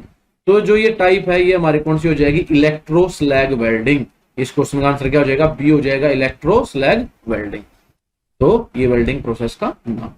नेक्स्ट क्वेश्चन देखते हैं 211, what is the diameter of medium coated MS यानी कि mild steel electrode used in the fillet weld lap joint with 110 by 120 ampere welding current? यानी कि 110/120 एम्पियर करंट के साथ आपने बताना है कि जो एमएस इलेक्ट्रोड यूज की जाती है उसका डायमीटर, उसका व्यास कितना होगा। ऑप्शन आपके पास है 1 मिलीमीटर, 1.5 मिलीमीटर, 2.5 मिलीमीटर या 3.15 मिलीमीटर। तो आपने ये डायरेक्टली याद रखना है उस केस में जब आपका जो एम्पेयर है करंट है वो 110/120 है, तो उसका जो डायमीटर है इलेक्ट्रोड का वो कितना होना चाहिए? 3.15 मिलीमीटर। तो ये आपने याद रखना। Next question 212, what is the electrode angle with the weld line? Weld line के साथ इलेक्ट्रोड का कोण कितना होता है ये वैल्यू आपने बतानी है। ऑप्शन आपके पास है 70 डिग्री से 80 डिग्री के बीच में, या बी ऑप्शन है 50 डिग्री से 60 डिग्री के बीच में, सी ऑप्शन है 45 डिग्री से 50 डिग्री, डी ऑप्शन है 35 डिग्री से 40 डिग्री। तो जो इलेक्ट्रोड का एंगल होता है वेल्ड लाइन के साथ वो हम रखते हैं 70 डिग्री से 80 डिग्री के बीच में। तो इस क्वेश्चन का आंसर हो जाएगा हमारा ए। ये भी आपने डायरेक्टली याद रखना है, जो इलेक्ट्रोड का एंगल होगा वो कितना होगा? 70 डिग्री से 80 डिग्री के बीच में। नेक्स्ट क्वेश्चन है 213, which is the protecting the I from harmful rays of the electric arc welding? यानी कि जब आप इलेक्ट्रिक आर्क वेल्डिंग करते हो, विद्युत आर्क वेल्डिंग करते हो, तो उसमें से हानिकारक किरणें निकलती हैं। तो आपकी जो आंखें हैं उन हानिकारक किरणों से आंखों की रक्षा कौन करता है? यानी कौन सा ऑपरेटर्स यूज किया जाता है आंखों की रक्षा के लिए? ऑप्शन आपके पास है helmet, leather apron, leather glove या वेल्डिंग हेलमेट स्क्रीन। तो जो आंखों के सामने हम यूज करते हैं वो करते हैं हम वेल्डिंग हेलमेट स्क्रीन। इससे हमारी आंखें जो है उसमें जो हानिकारक किरणें हैं वो पहुंचती नहीं। तो हमारा आंसर क्या हो जाएगा, डी हो जाएगा। आंखों की रक्षा के लिए हम क्या प्रयोग करते हैं, वेल्डिंग हेलमेट स्क्रीन। ये सभी को पता भी हो। नेक्स्ट क्वेश्चन है हमारा question number 214, what is the name of the equipment, उपकरण का नाम बताओ। जो डायग्राम आपको दिखाया गया है इस उपकरण का आपने नाम बताना है। ऑप्शन आपके पास है motor generator set, engine generator set, या डीसी जनरेटर सेट, या अल्टरनेटिंग करंट वेल्डिंग मशीन। तो ये आपने वर्कशॉप में भी देखी होगी, ये जो ऑपरेटस है, जो उपकरण है, ये क्या हमारा एसी वेल्डिंग मशीन। एसी को फुल फॉर्म क्या हो जाएगी हमारी, अल्टरनेटिंग करंट वेल्डिंग मशीन। तो इस क्वेश्चन का आंसर क्या हो जाएगा, डी। नेक्स्ट क्वेश्चन है 215, what is the name of part marked as X. ये आपकी एक वेल्डिंग प्रक्रिया के दौरान आपके हाथ में ये कुछ ऑपरेटस है, इस ऑपरेटस का आपने नाम बताना है। ऑप्शन आपके पास है regulator, blow pipe, spark lighter, या नॉन रिटर्न डिस्क। तो ये जो है आपके हाथ में ये है हमारा स्पार्क लाइटर। इसका आंसर हो जाएगा हमारा सी, स्पार्क लाइटर। स्पार्क लाइटर का प्रयोग क्या करते हैं, क्यों करते हैं हम, ये जो फ्लेम है इसको ऑन करने के लिए, जलाने के लिए, आग जलाने के लिए इसका प्रयोग किया जाता है। फ्लेम को स्टार्ट करने के लिए हम यूज करते हैं स्पार्क लाइटर का, जब हमें वेल्डिंग करनी होती है। तो इसका आंसर हो जाएगा हमारा C. Next question 216, which solution is used for acetylene gas connection leakage test. यानी कि अगर एसिटिलीन गैस कनेक्शन में कोई रिसाव है, कोई लीकेज है, तो उसका प्रशिक्षण करने के लिए हम किस तरह के साधन का प्रयोग करते हैं। ऑप्शन आपके पास है केरोसिन यानी कि मिट्टी का तेल, नेक्ड फायर नंगी आग का प्रयोग करते हैं, या सोप वाटर यानी कि साबुन का पानी का प्रयोग किया जाता है, या फ्रेश वाटर का। 4 ऑप्शन आपके पास हैं। तो आपको याद रखना, अगर एसिटिलीन गैस कनेक्शन में कहीं आपको लगता है उसमें लीकेज है, तो उस लीकेज को चेक करने के लिए हम सोप वाटर का प्रयोग करते हैं, साबुन के पानी का प्रयोग करते हैं। आंसर क्या हो जाएगा हमारा, सी हो जाएगा इस क्वेश्चन का। Next question 217, what is the colour of hose carrying oxygen. Hose carrying oxygen यानी जो ऑक्सीजन कैरी करती है उस नली का रंग कैसा होता है। तो आपको पता है ऑक्सीजन सिलेंडर का कलर कैसा होता है, ब्लैक होता है। ये क्वेश्चन हम कर चुके हैं। तो जो होज होगा, जो पाइप होगा जिसमें से ऑक्सीजन आगे पास करेंगे हम, उसका कलर भी कैसा होगा, ब्लैक होगा। तो ये हमारा बी ऑप्शन में इसका आंसर है। तो इस क्वेश्चन के लिए हमारा आंसर क्या हो जाएगा, डी हो जाएगा। ये सिंपल था याद रखने के लिए। ऑक्सीजन का सिलेंडर भी क्या होता है, ब्लैक कलर का होता है, काले रंग का होता है।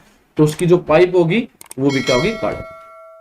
Next question 218, what is the colour of hose carrying acetylene. Acetylene को ले जाने वाली नली का रंग कैसा होगा।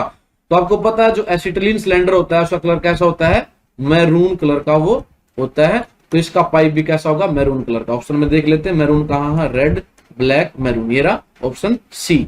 तो इस क्वेश्चन का आंसर क्या हो जाएगा हमारा, सी हो जाएगा। तो एसिटिलीन का सिलेंडर का कलर भी कैसा होता है, मैरून, और उसकी जो पाइप होती है उसका कलर भी क्या हो जाएगा, मैरून। नेक्स्ट क्वेश्चन है 219, what is the name of part marked as X. X के रूप में चिन्हित भाग का नाम बताना। आपके पास एक सिलेंडर है और यहाँ पर कुछ या जगह बना रखी है, इसका नाम एक्स है। आपको बताना है कि ये किस चीज का, इस मतलब इसका नाम क्या है। ऑप्शन आपके पास सेफ्टी प्लग, वाल सॉकेट, वाल स्पिंडल, या डिजोल्ड एसिटिलीन। तो जो ये यहाँ पर ऑपरेटस है, उपकरण है, इसका नाम है सेफ्टी प्लग। क्या ये सेफ्टी प्लग है, इस क्वेश्चन का आंसर हो जाएगा ए। और सेफ्टी प्लग का प्रयोग हम इस जो अगर इसमें सिलेंडर में एक्स्ट्रा प्रेशर हो जाता है तो उस एक्स्ट्रा प्रेशर को रिलीज करने के लिए इसका प्रयोग किया जाता है, ताकि सिलेंडर फट ना जाए। तो सेफ्टी प्लग का प्रयोग हम करते हैं एक्स्ट्रा प्रेशर को रिलीज करने के लिए। तो इसका आंसर हो जाएगा ए। आज का लास्ट क्वेश्चन है, what is the name of the process. प्रक्रिया का नाम बताओ। ये प्रक्रिया आपके सामने एक डायग्राम में दिखाई गई, इसका नाम बताना है। ऑप्शन आपके पास एनिलिंग, कार्बोराइजिंग, नॉर्मलाइजिंग, या केस हार्डनिंग। तो प्रोसेस को देख लेते हैं कैसे है। बाहर से हीट दी गई है, अंदर कोई पार्ट है ये, और इसमें जो यहाँ खाली जगह है, एनवायरमेंट है, इसमें सीओ गैस है। कौन सी है, सीओ, कार्बन ऑक्साइड गैस है। तो कार्बन की मात्रा बढ़ाने के लिए किसी भी मेटल में इस तरह की प्रोसेस का प्रयोग किया जाता है। तो कार्बन की मात्रा बढ़ाई जा रही है, तो इस प्रोसेस का नाम भी क्या हो जाएगा, कार्बोराइजिंग। क्या हो जाएगा, कार्बन से बना है कार्बोराइजिंग। तो इस क्वेश्चन का आंसर हो जाएगा हमारा बी। तो ये कौन सी प्रोसेस है, कार्बोराइजिंग प्रोसेस है। तो ये ऐसे करना।